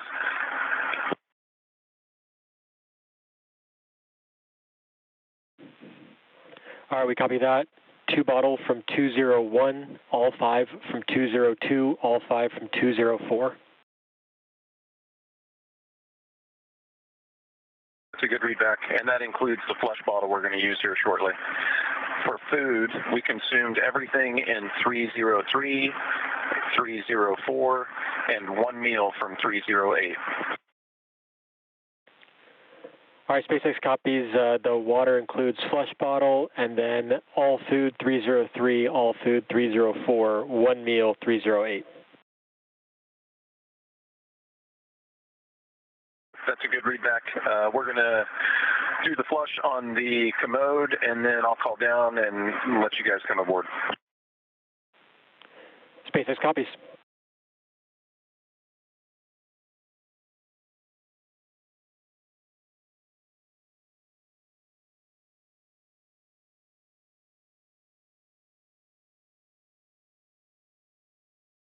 That report comes from Commander Nick Hague aboard Dragon Freedom. Dragon outfitted with the necessary consumables between 2 crew members. Those consumables are tracked and reported to ground teams, so the amount of food and water on board is known for the ride both uphill and downhill. The teams want to make sure that the astronauts have what they need, both for nominal situations and situations in which additional orbits may be necessary for a returning crew to Earth. That is carefully tracked by the ground teams in order to make sure the astronauts have what they need.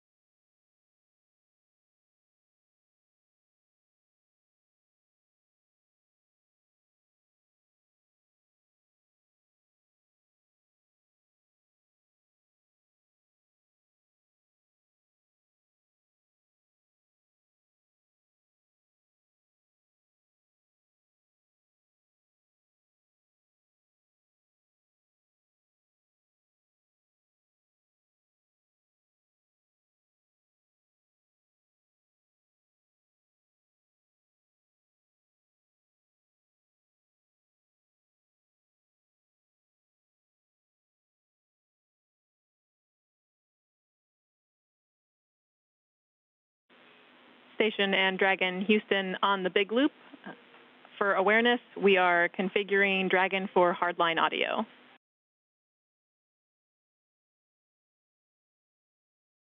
Okay, copy that. Freedom copies.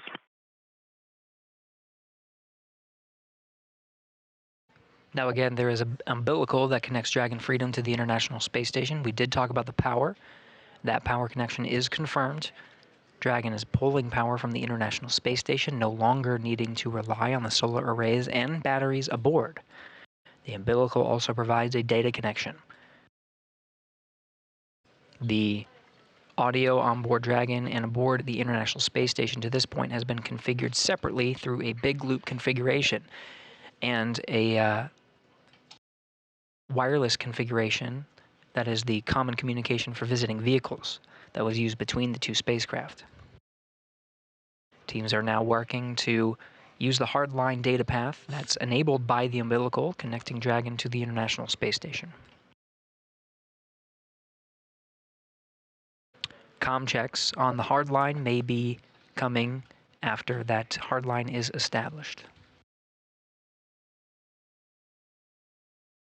In the meantime, we continue to wait. Hatch opening operations are a game of patience. The vestibule again has been exposed to vacuum and the extreme thermal conditions of space, while the sun shines on it and is in a vacuum condition. The pressurization cannot proceed forward until some of those thermal conditions, which can introduce fluctuations into a reading of a pressure as it is brought up to the pressure of the International Space Station, they can fluctuate and provide a false reading of a leak. To counteract this, the teams simply wait.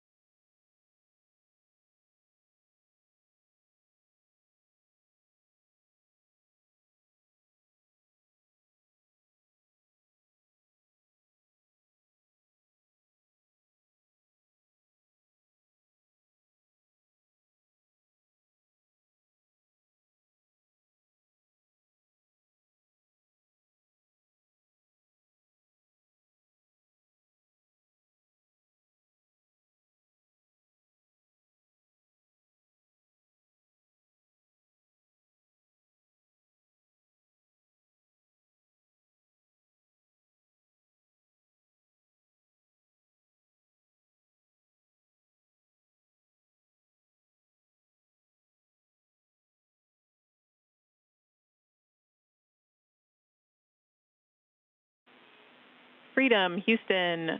Voice check on hardline comm.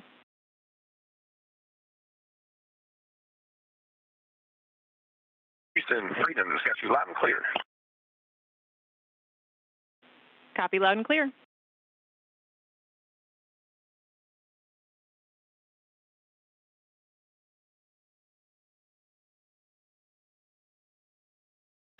With that, the International Space Station Capcom Test Caswell has tested the hardline configuration enabled through that umbilical that connects Dragon Freedom to the International Space Station to the crew inside Freedom. Still on the big loop, although it's reconfigured for hardline communications, that's been successfully established. Station Houston on 2 for the leak check. Heads up, we're expecting about another 5 minutes. Hey, copy another 5.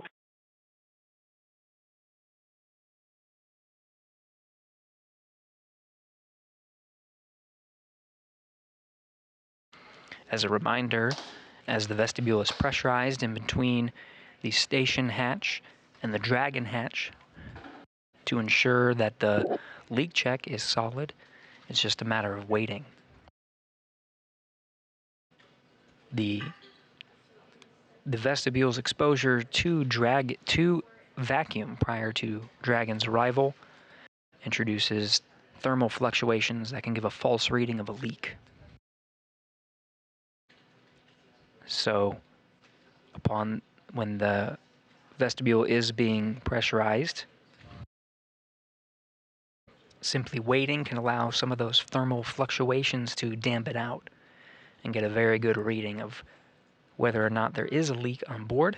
This is standard procedure with every docking to the International Space Station, of course, to this forward port.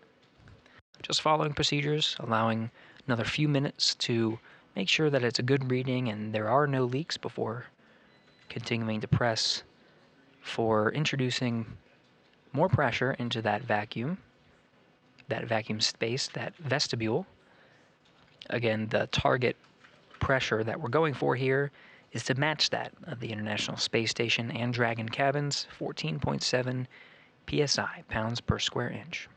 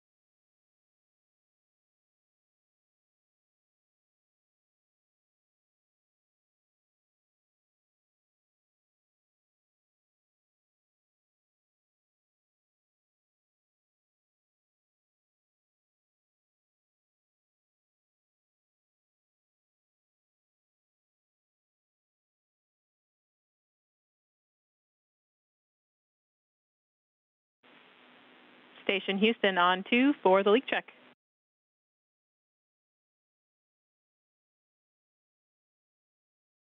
Yeah, on 2. We have a good leak check. You are go to step into step 3.1 of 2.102.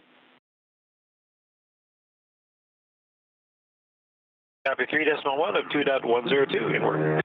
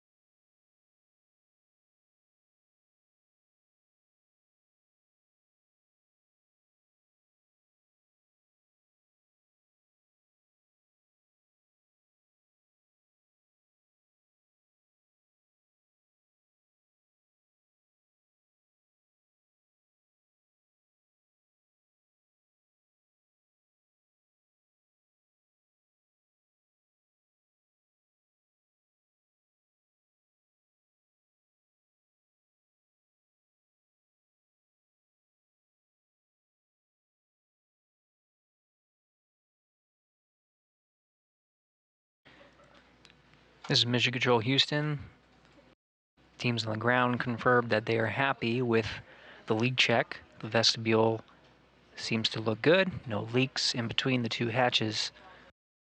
So the procedures that were referenced by the Capcom here in Mission Control Houston, that's Tess Caswell, the voice that you're hearing on the ground, are the steps needed to proceed with pressurizing the vestibule and turning the necessary valves and preparing the hatch for opening.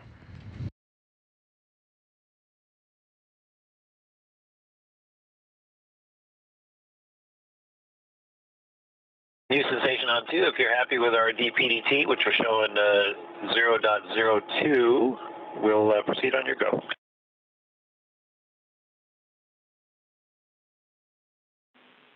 Station Houston, we concur. You are go in 3.2.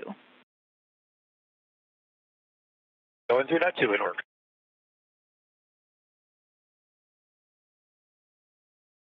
NASA astronaut Matt Dominic providing a read of what they're seeing inside the station of the pressure inside the vestibule. It's supposed to be pretty close to zero. International Space Station Flight Controller is pretty happy with the readout, so they're saying go to proceed. Again, this will be an incremental process to pressurize the vestibule in between Dragon and station.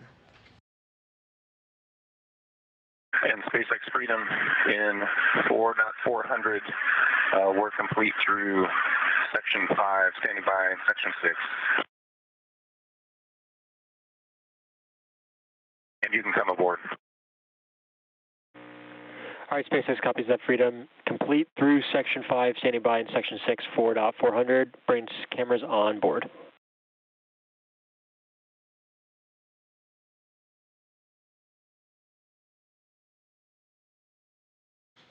As the crew on board the International Space Station works through the steps to pressurize the vestibule in between the two hatches, the crew inside Dragon Freedom working on their closeout procedures and relaying to the flight control teams. And station on 2 for 3.3. GMT is 2229. Copy 2229.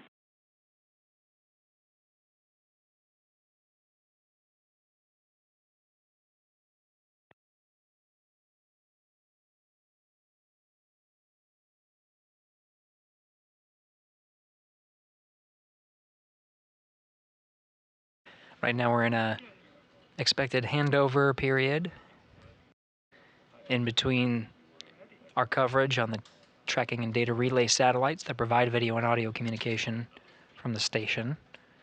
We're expected to regain space-to-ground audio communication shortly, video from station shortly after that. It's the teams here in Mission Control Houston that are walking the astronauts aboard the International Space Station through the steps of opening up the hatch and, of course, pressurizing the vestibule.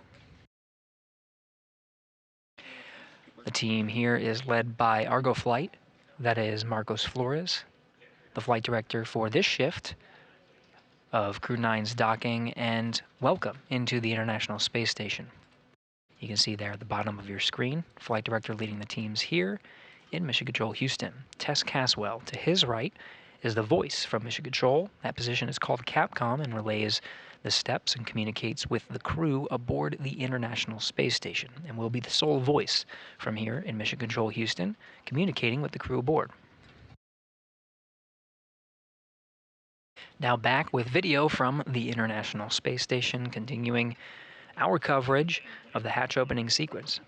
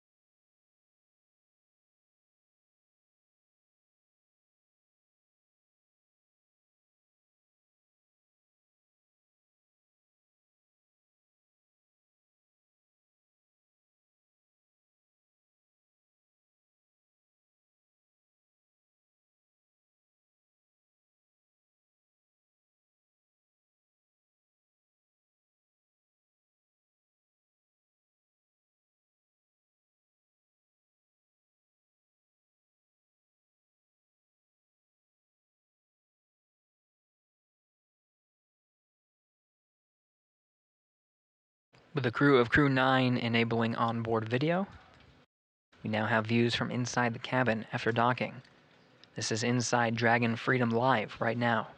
NASA astronaut Nick Hague at the top of the screen.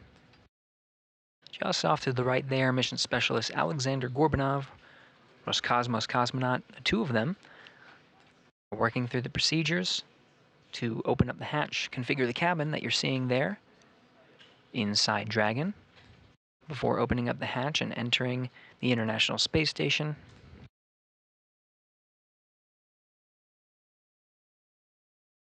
You see the suits that they wore for launch as well as docking are in the seated positions.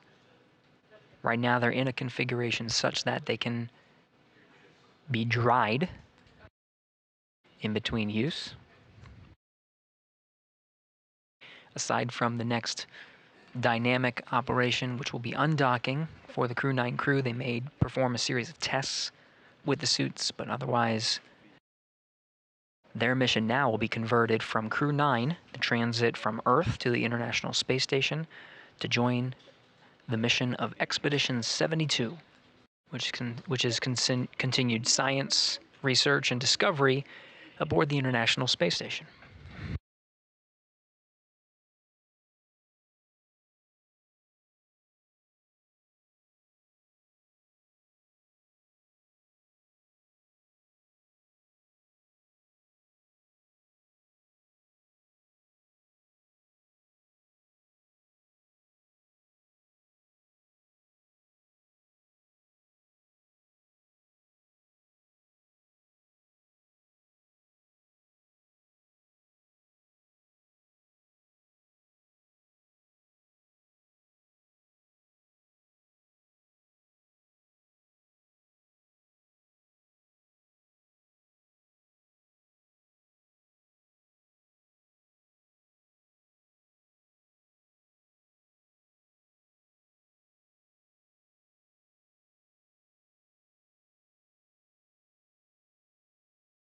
Now getting views from the two spacecraft. Again, there is a hatch, multiple hatches actually.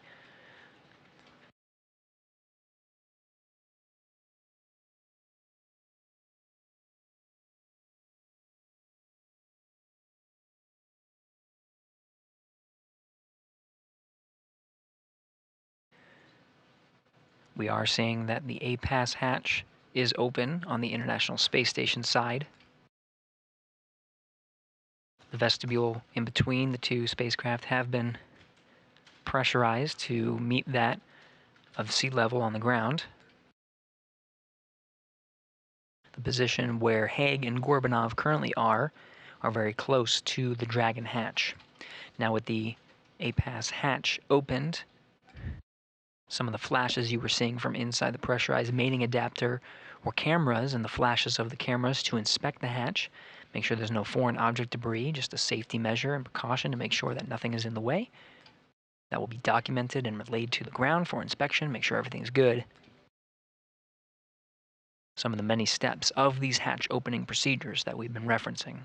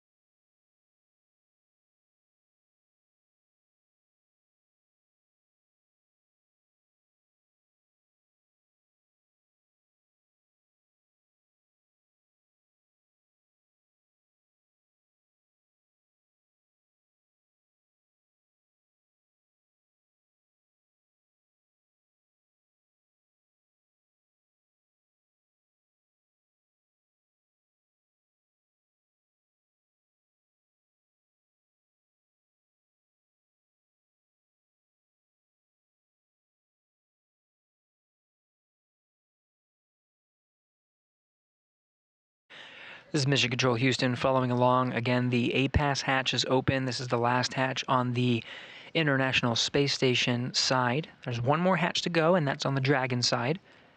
Nick Hague and Alexsandr Gorbunov currently waiting patiently inside Dragon Freedom, going through their incremental steps to make sure the hatches can be opened at a safe time. You saw the NASA astronauts in the pressurized mating adapter bring in white cloth. This is part of the procedures of outfitting the hatch for ingress. The hatch itself is metallic and has been exposed to vacuum. As a safety measure, the hatch itself is being covered with this white cloth. There's also a docking fixture that's used. It's sort of a pole that sticks out from the back end of the APAS hatch. That has been removed, as it is an obstacle to crews ingressing through that hatch. Working through the steps incrementally. The crew seems to be on the timeline right now, so we're expecting the hatch opening to happen within the next 30 minutes or so of Dragon. Right now we're looking at a gap in our video coverage from the station. Hoping to beat that gap so we can see some of the crew members enter. But we will be providing continuous coverage through that hatch opening and when the crew are formally welcomed on board the International Space Station. There will be a formal ceremony. In this shot that you're seeing right now, you can actually see the bell, ceremonial bell, which will be rung upon the ingress of the 2 crew members on board Dragon Freedom, welcoming them and joining Expedition 72, rounding out 11 members of 72.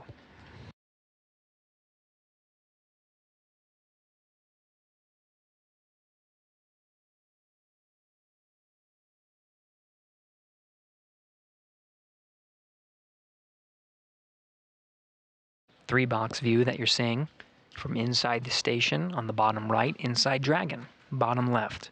Again, NASA astronaut Nick Hague on the top right corner of the screen. From that Dragon cabin view, Gorbunov you see behind some of the seats on the view from the bottom left. And we are seeing Dragon illuminated by the sun a little bit until an orbital sunset. As expected just minutes from now, the views on the outside of station will become a little darker as the station and Dragon pass 260 statute miles over the northern Atlantic Ocean.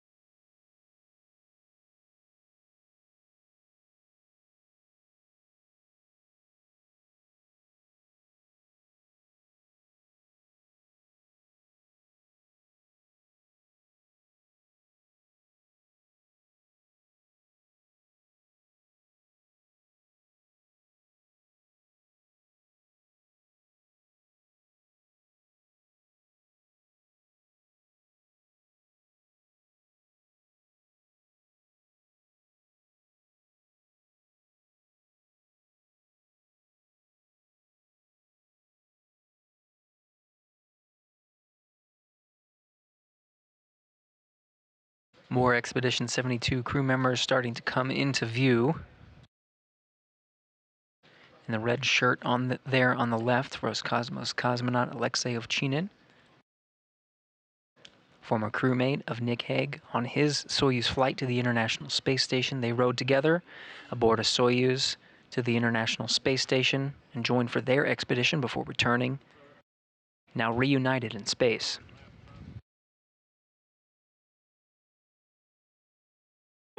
Station on the big loop.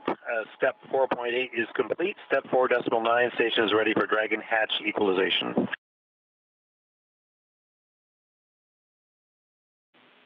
We copy, Mike. We are not quite ready on our side. We'll let you know when we are. Holding at 4.9. Mike Barrett relaying that the crew is ready for hatch equalization, doing a few things on the ground. SpaceX Freedom on the big loop. Crew's holding in 4.9. We're ready for the hatch to come open.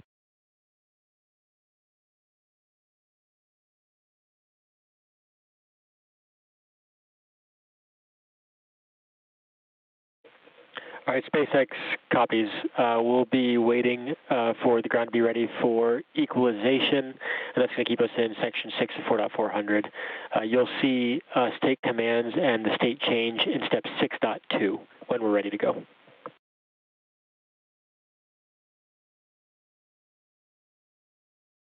And copy that. And just a question on estimate on how long that'll take. We're coming up on our hour of drying time.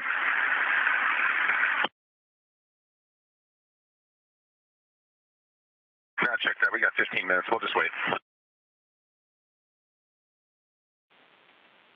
Copy. Yeah, we're still a few minutes away from stepping into equalization, and we're tracking about just over 14 minutes left in dry time.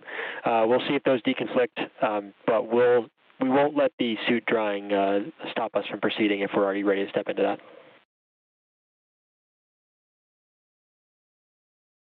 Okay, copy all. And Houston on the big loop, the APAS hatch seals look great, and no condensation noted. We did take a picture of the docking cross. That also looks great. Houston copies.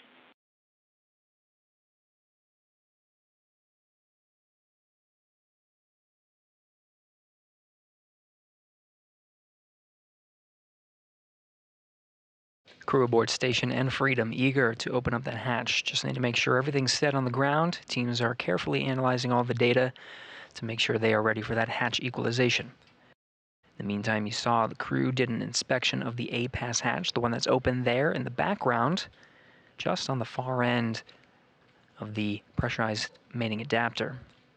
That has again been outfitted for safety precautions with claws. The docking cross has been removed, an obstacle from egress. In addition to noting and inspecting the APAS hatch, taking photographs for the ground to analyze, the crew did report that the APAS hatch looks great. Good news. And allows for the teams to continue towards an on-time opening of the hatch and welcoming of the crew aboard the International Space Station. Again, Hague in the background of the Dragon cabin shot. Gorbunov there in the foreground. Aboard in Node 2, International Space Station on the right, NASA astronaut Don Pettit, part of the Soyuz crew that recently arrived aboard the International Space Station, commanded by Alexsandr.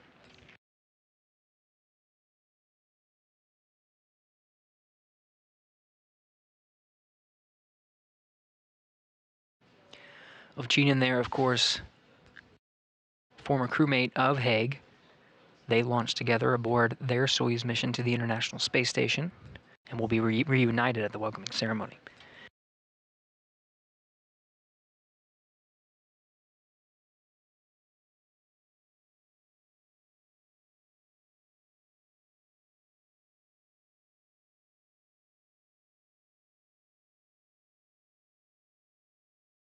Hague and Ovchinin did, of course, have an abort after the launch of their Soyuz MS-10 mission. But both of them did get to go up and join the crews of Expedition 59 and 60, launching successfully aboard Soyuz MS-12 and completing their expedition aboard the International Space Station and safely returning to Earth. Again, the two reunited in space.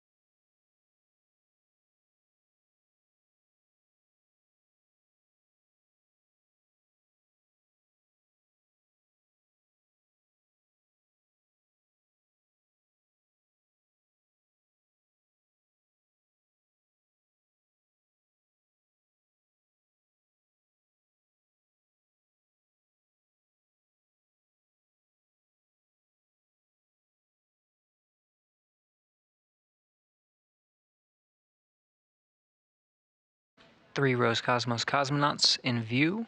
On this view on the right, who recently came through the pressurized mating adapter, was Ivan Wagner Alexei Ovchinin, now making his way through pressurized mating adapter. Alexsandr Gurbankin currently taking the frame in the black shirt. All Expedition 72 crew members will be present when Nick Hague and Alexsandr Gorbunov ingress the International Space Station. It's part of a formal welcoming ceremony. We'll continue our coverage until the crew and the ground teams have an opportunity to provide remarks during that ceremony. Right now, again, the Node 2 hatch in the foreground of this view, as well as the APAS hatch, both on the International Space Station side that's in the background, much further into the pressurized mating adapter. Both of them are open. As the teams in space now, both on the International Space Station side as well as the Dragon side, both ready for opening up the final hatch.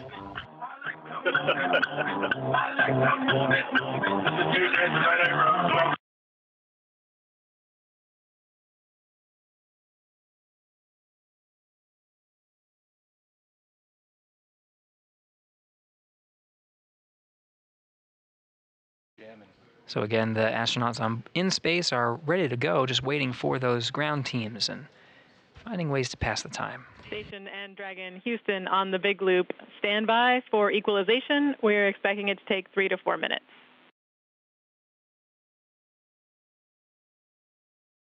Hey, copy that. Jim copies.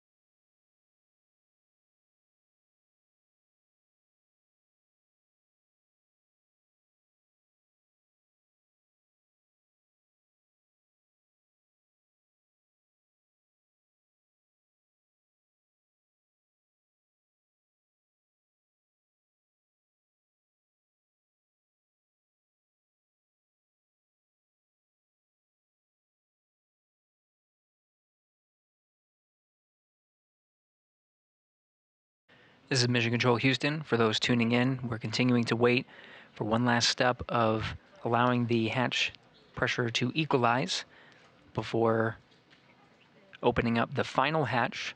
We've been working through hatch opening sequences over the past hour or so, about an hour and a half since docking at 4:30 p.m. Central Time. The ground teams have instructed the astronauts on board to wait until equalization is achieved before proceeding to open up with the hatch. Hoping to hear that call momentarily. This is a view from inside Dragon Freedom. NASA astronaut Commander Nick Hague in the background there on the comms. Mission specialist Roscosmos cosmonaut Alexsandr Gorbunov there in the foreground.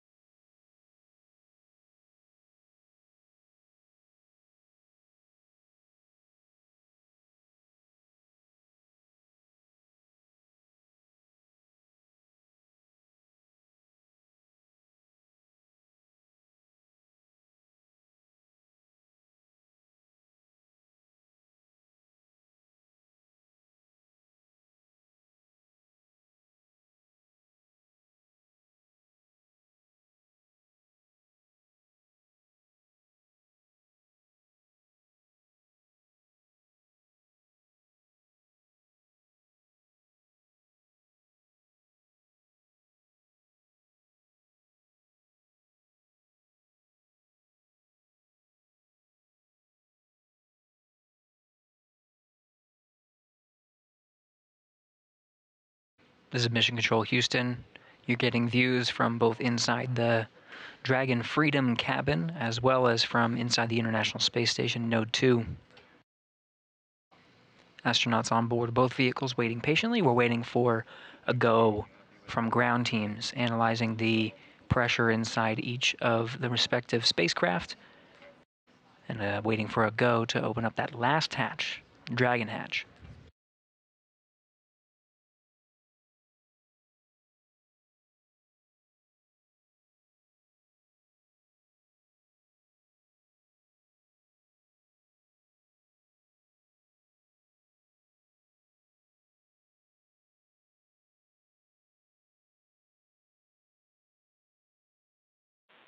Freedom SpaceX for suit dry. Freedom's with you. All right, we're happy with the suit dry timer now, so you are go for commanding the suit fan off before we step into hatch opening.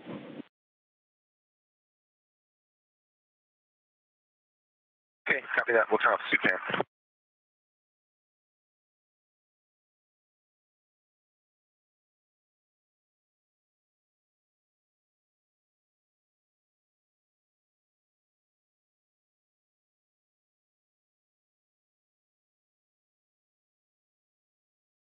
See NASA astronaut Nick Hague working on the displays, the console there inside Dragon Freedom.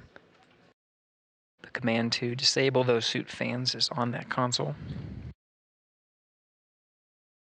Suit fan and suit drying procedures are done after doffing suits through various phases of space flight. For these two astronauts, after doffing the suits after orbital insertion, suit drying was part of the procedures there as well, before they were once again donned prior to the approach initiation burn. Those suits were doffed again after the docking sequence was complete. That includes a soft capture. Freedom SpaceX on the big loop. We see the suit fans are off. So at this time, you are go for hatch opening per the decal, followed by the remaining actions in 4.400, Section 6. copies. We're going to open the hatch per decal and then remaining steps in section 6, 4.400. Good, readback, and we'll just follow up after hatch open on the completion of 4.012 as well, but we can go ahead and step into the hatch hops. Okay, copy that.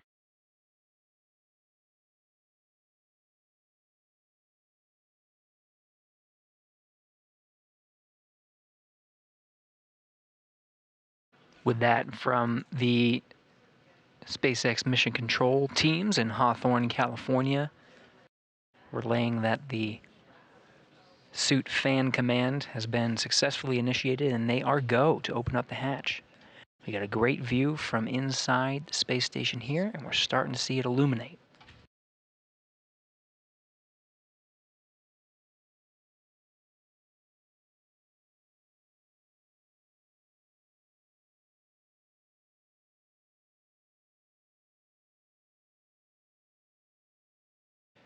And now, with that, we confirm Dragon hatch is open.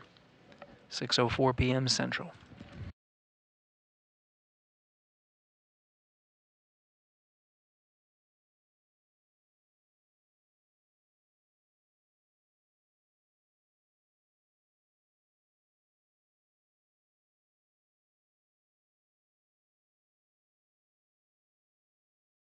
SpaceX Freedom hatch is open. Copy, hatch open.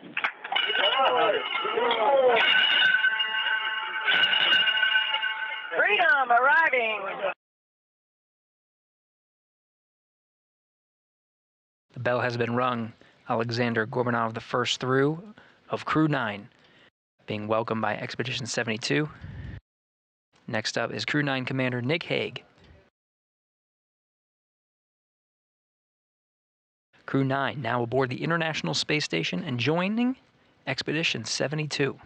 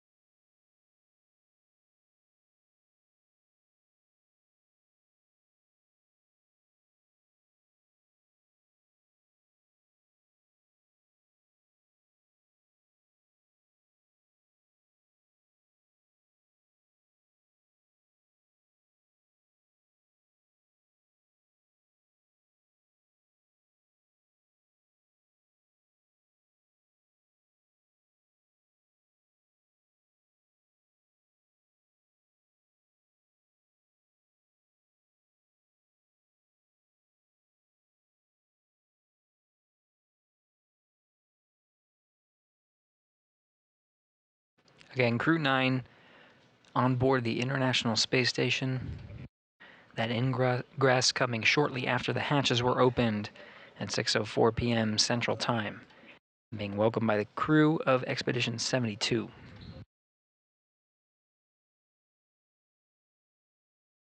We're going to continue our coverage here. We have a planned formal welcoming ceremony.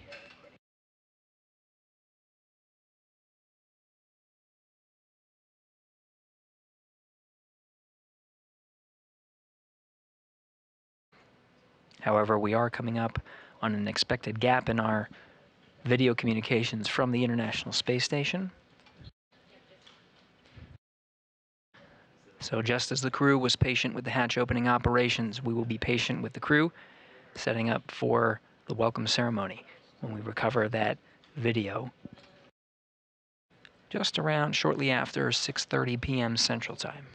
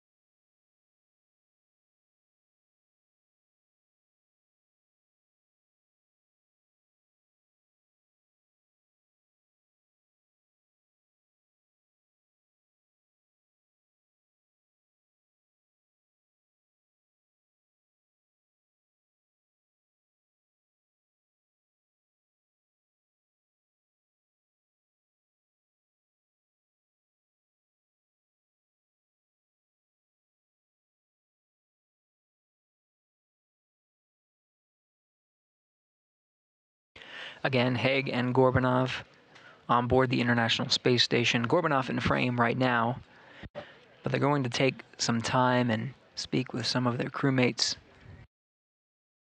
But we will be continuing our coverage through the formal welcoming ceremony.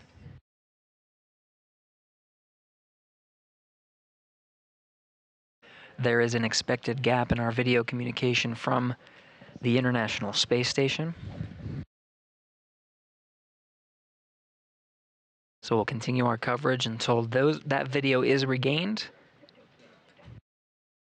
Begin our coverage of the welcome ceremony shortly after we regain that coverage, expected just around 6:30 p.m. It'll take some time for the crew to get set up and in position. We'll do a couple of technical checks and be right on our way. But in the meantime, stay tuned for the formal welcoming ceremony of Crew-9 to join Expedition 72.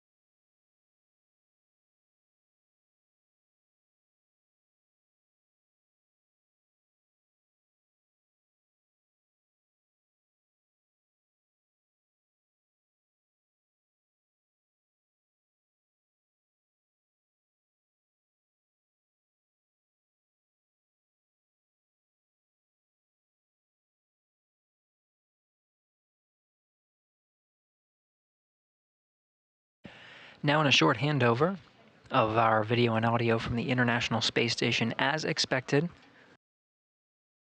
This was tracked before we initiated a go to proceed with the formal welcome ceremony. Wanted to make sure we got good views from inside.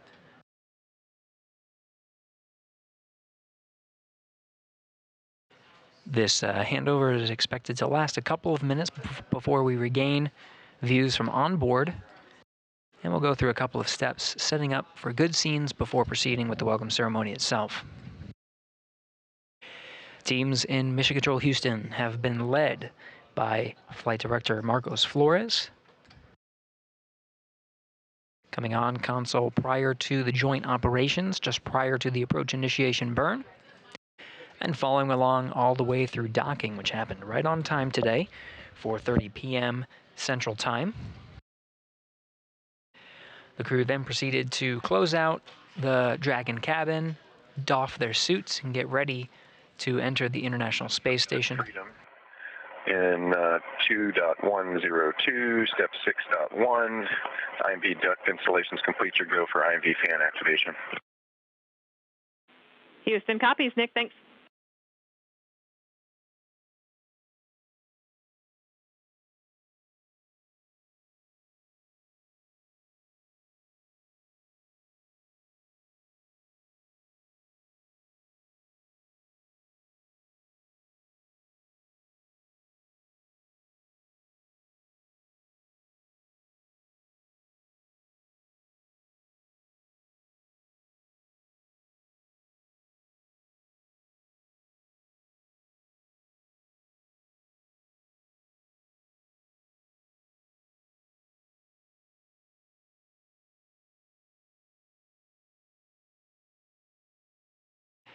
Getting views from on board the station now, before the formal welcome ceremony, just getting a head start on some of the procedures.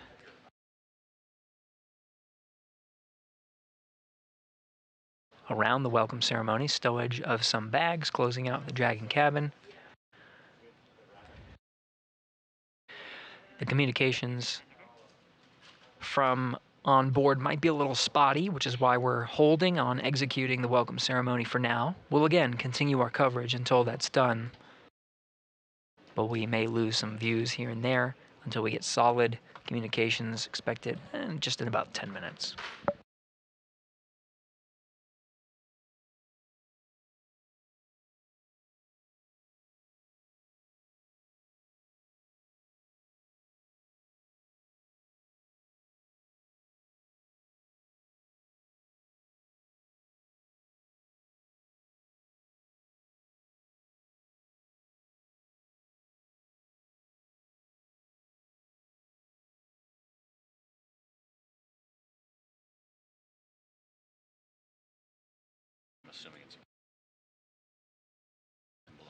The two Dragon commanders now inside Freedom.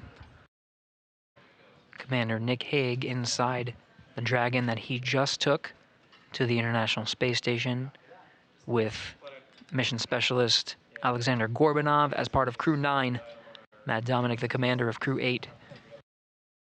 Today begins a one-week-long handover period to set Crew-9 up for success as they join Expedition 72 and continue a long-duration stay aboard station of science and discovery. NASA astronaut Matt Dominic, commander of Crew-8, will wrap up his stay aboard the International Space Station and as part of Expedition 72. And he, along with his Crew-8 cadre, including Mike Barrett, Jeanette Epps, and Alexander Gurbankin, will take their SpaceX Dragon back to Earth, splashing down off the coast of Florida. That Dragon is Dragon Endeavour, currently docked to the zenith side, or the space-facing side of the International Space Station. As expected, communications are a bit spotty. We're losing video incrementally from the International Space Station. Should be a little bit more steady about 10 minutes from now, maybe less than 10 minutes. Again, this is a live view from the International Space Station flight control room. Teams here have been overseeing Dragon's approach and docking. SpaceX Freedom, I was just looking for a go to get into location 23 and cover up my LIO before the timer expires.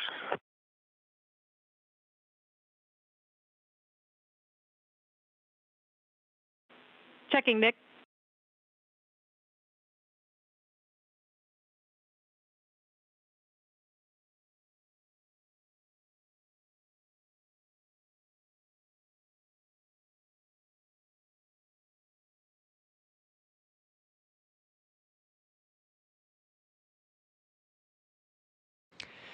Teams in this room, again, as part of Orbit 3, the shifts in this room are 24/7.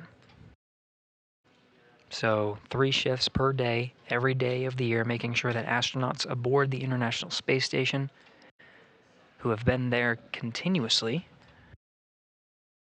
for coming up on 24 years, making sure that they have everything they need and they're well looked after. And it's from this room that it happens. Marcos Flores is the flight director overseeing the operations today from approach and docking. Houston on 2 for Nick. We are go for step 6.3. Copy, go for 6.3. Thank you. Commander Nick Hague of Crew-9, NASA astronaut, proceeding with some of the closeout duties of the Dragon cabin ahead of our welcome ceremony. Again, Marcos Flores is the flight director today on the bottom of the screen. Tess Caswell is the voice from here in Mission Control up to the crew. She's the one communicating from Houston up to the crew.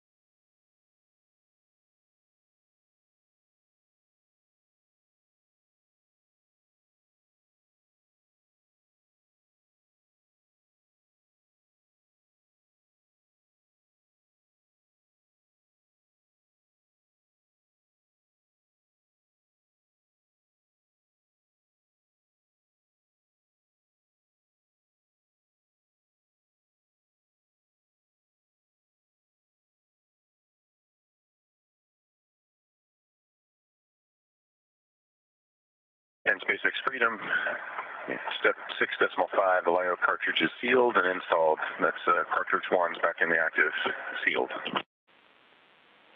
All right, next SpaceX copies. LIO 1 is back in the active slot, but is sealed.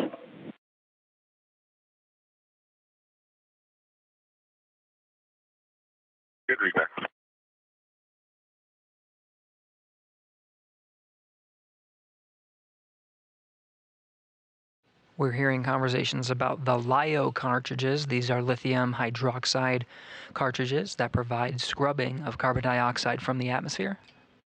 Station Houston, on to any available crew for PAO scene setup.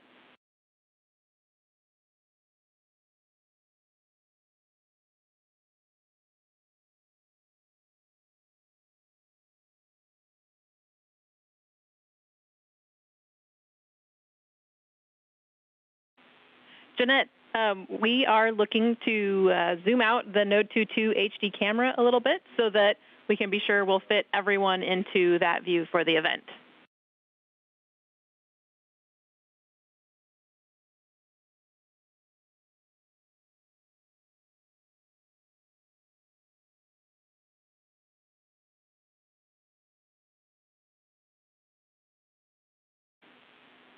We will take you up on that, Jeanette. Please move it back a little bit so we can get a wider field of view, make sure we can get everyone into the frame. Thank you.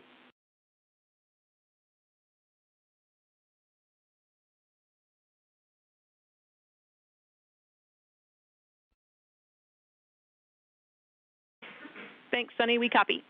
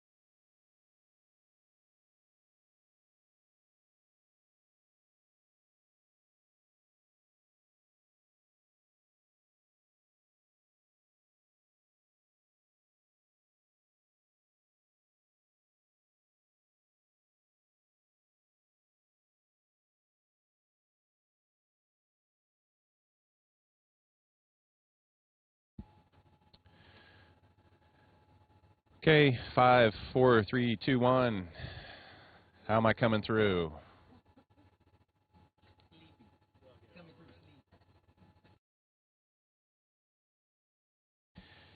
Probably still need me to talk longer so you can see if we got sync. Oh, I knew. 10, 9, 8, 7, 6, 5, 4, 3, 2, 1. Hello to all my friends in the PAO office.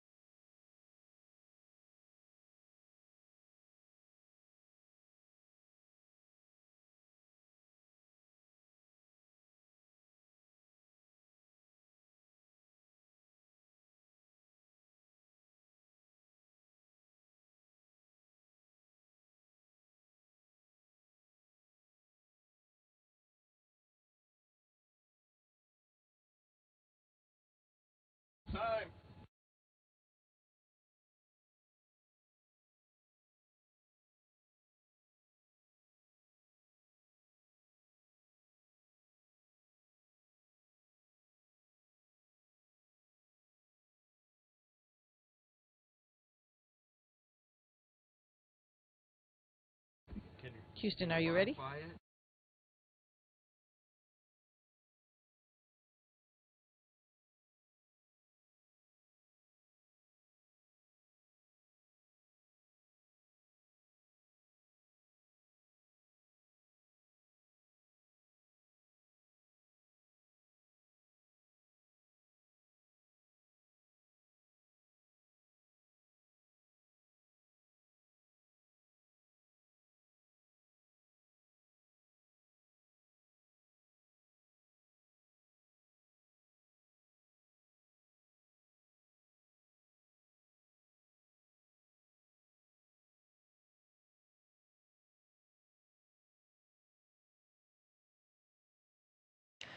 This is Mission Control Houston. Crew is standing by to begin the welcome ceremony, just configuring a few technical things on the ground to enable all crew members and on each of the control rooms to be able to hear the welcome ceremony. Just stand by a few minutes. We'll be beginning momentarily.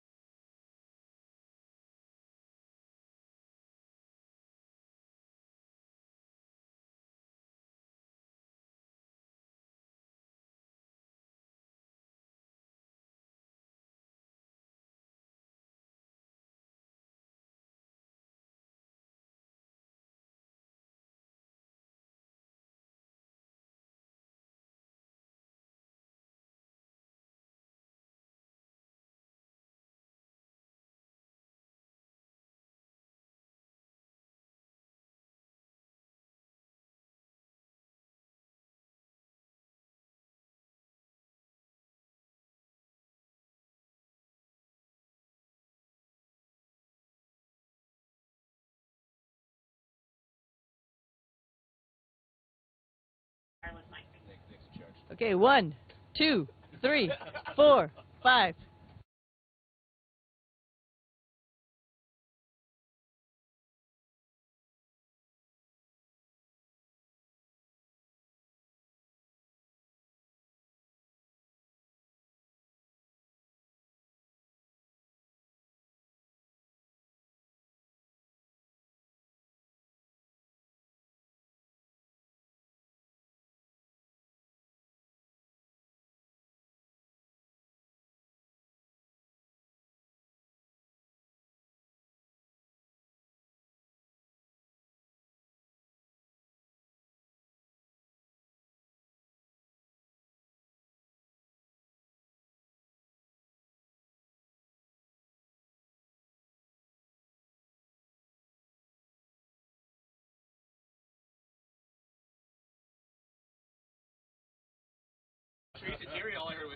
Очень хорошо.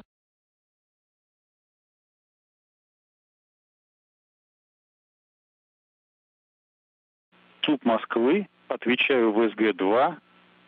Проверяем связь. 1, 2, 3, 4, 5. Как вы слышите меня?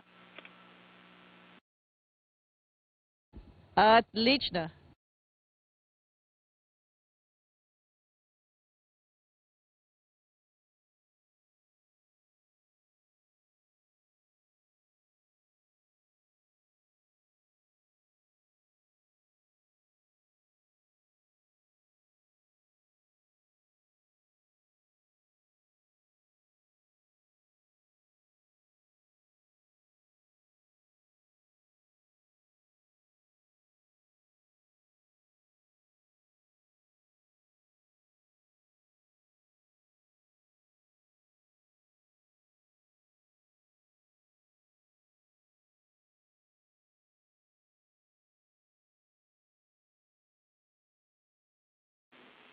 Station Houston, are you ready for the event? We are ready for the event.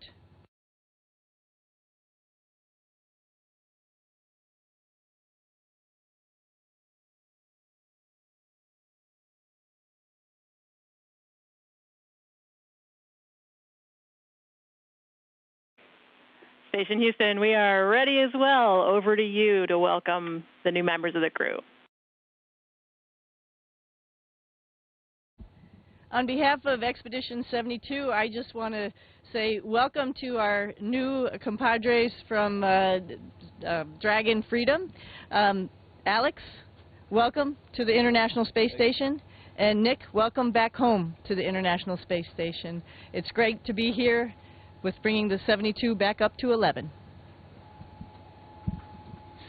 Thanks, Suni. Alex and I had a smooth ride up here, and so first off I just want to say thank you to the teams that got us ready to fly Freedom to the station, and it was a awesome ride. And coming through the hatch and seeing all the smiles, and as much as I've laughed and cried in the last 10 minutes, I know it's going to be an amazing expedition, so I'm really looking forward to getting to work up here.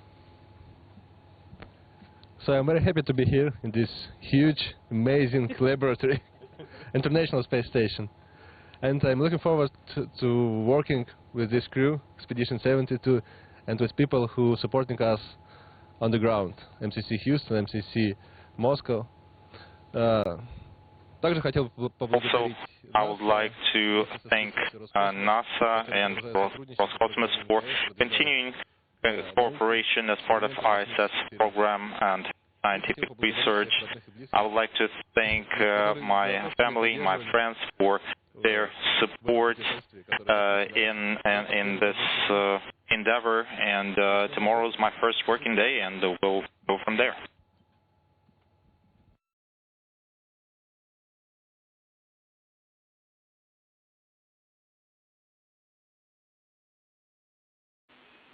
Thank you for the words. At this time, Glavany has an additional message for Nick and Alex.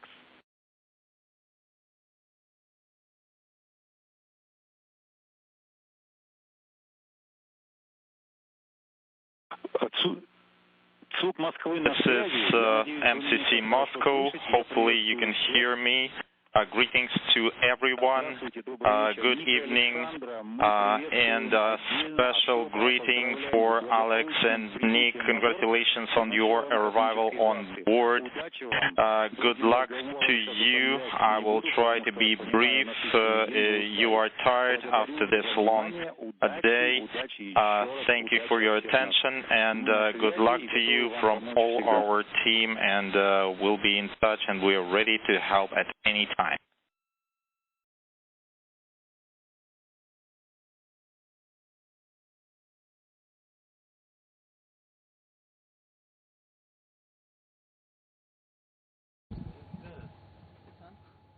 Thank you for these warm words, and we'll start working starting tomorrow, and we'll see how long this shift lasts.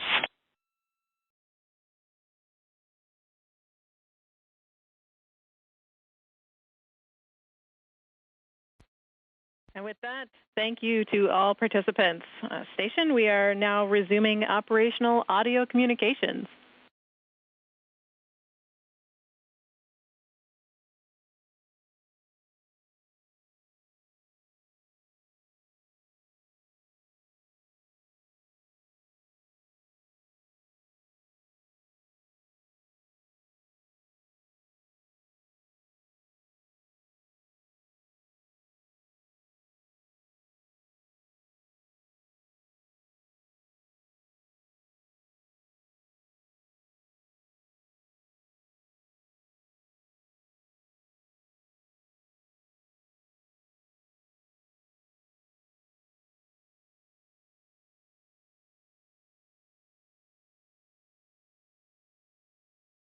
Crew-9 now formally joining Expedition 72. 11 crew members aboard the International Space Station and beginning their one-week-long handover.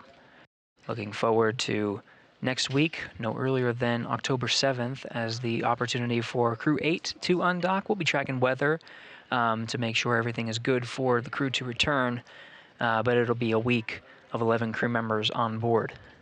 After launching yesterday from Slick 40 for the first time, humans launching from that pad over in Cape Canaveral Air Space Force Station in Florida at 1:17 p.m. Eastern Time, 12:17 p.m. Central. The crew made a 28-hour transit to the International Space Station and docked right on time, 4:30 p.m. Central Time. Over the next hour and a half, the crew incrementally pressurized the vestibule, opened up the hatches, and closed out their respective areas to be welcomed after hatch opening at 6:04 p.m. Central Time. Crew 8 Commander Nick Hague, as well as Crew 9 Commander Nick Hague, as well as Crew 9 Mission Specialist Alexsandr Gorbunov, entered the International Space Station and were welcomed by the Expedition 72 crew, and we just witnessed the formal welcome ceremony. After the welcome ceremony, that concludes our coverage of Crew 9's journey to the International Space Station, and they now begin a long-duration journey aboard for science and discovery. With that, that wraps up our coverage. This is Mission Control, Houston.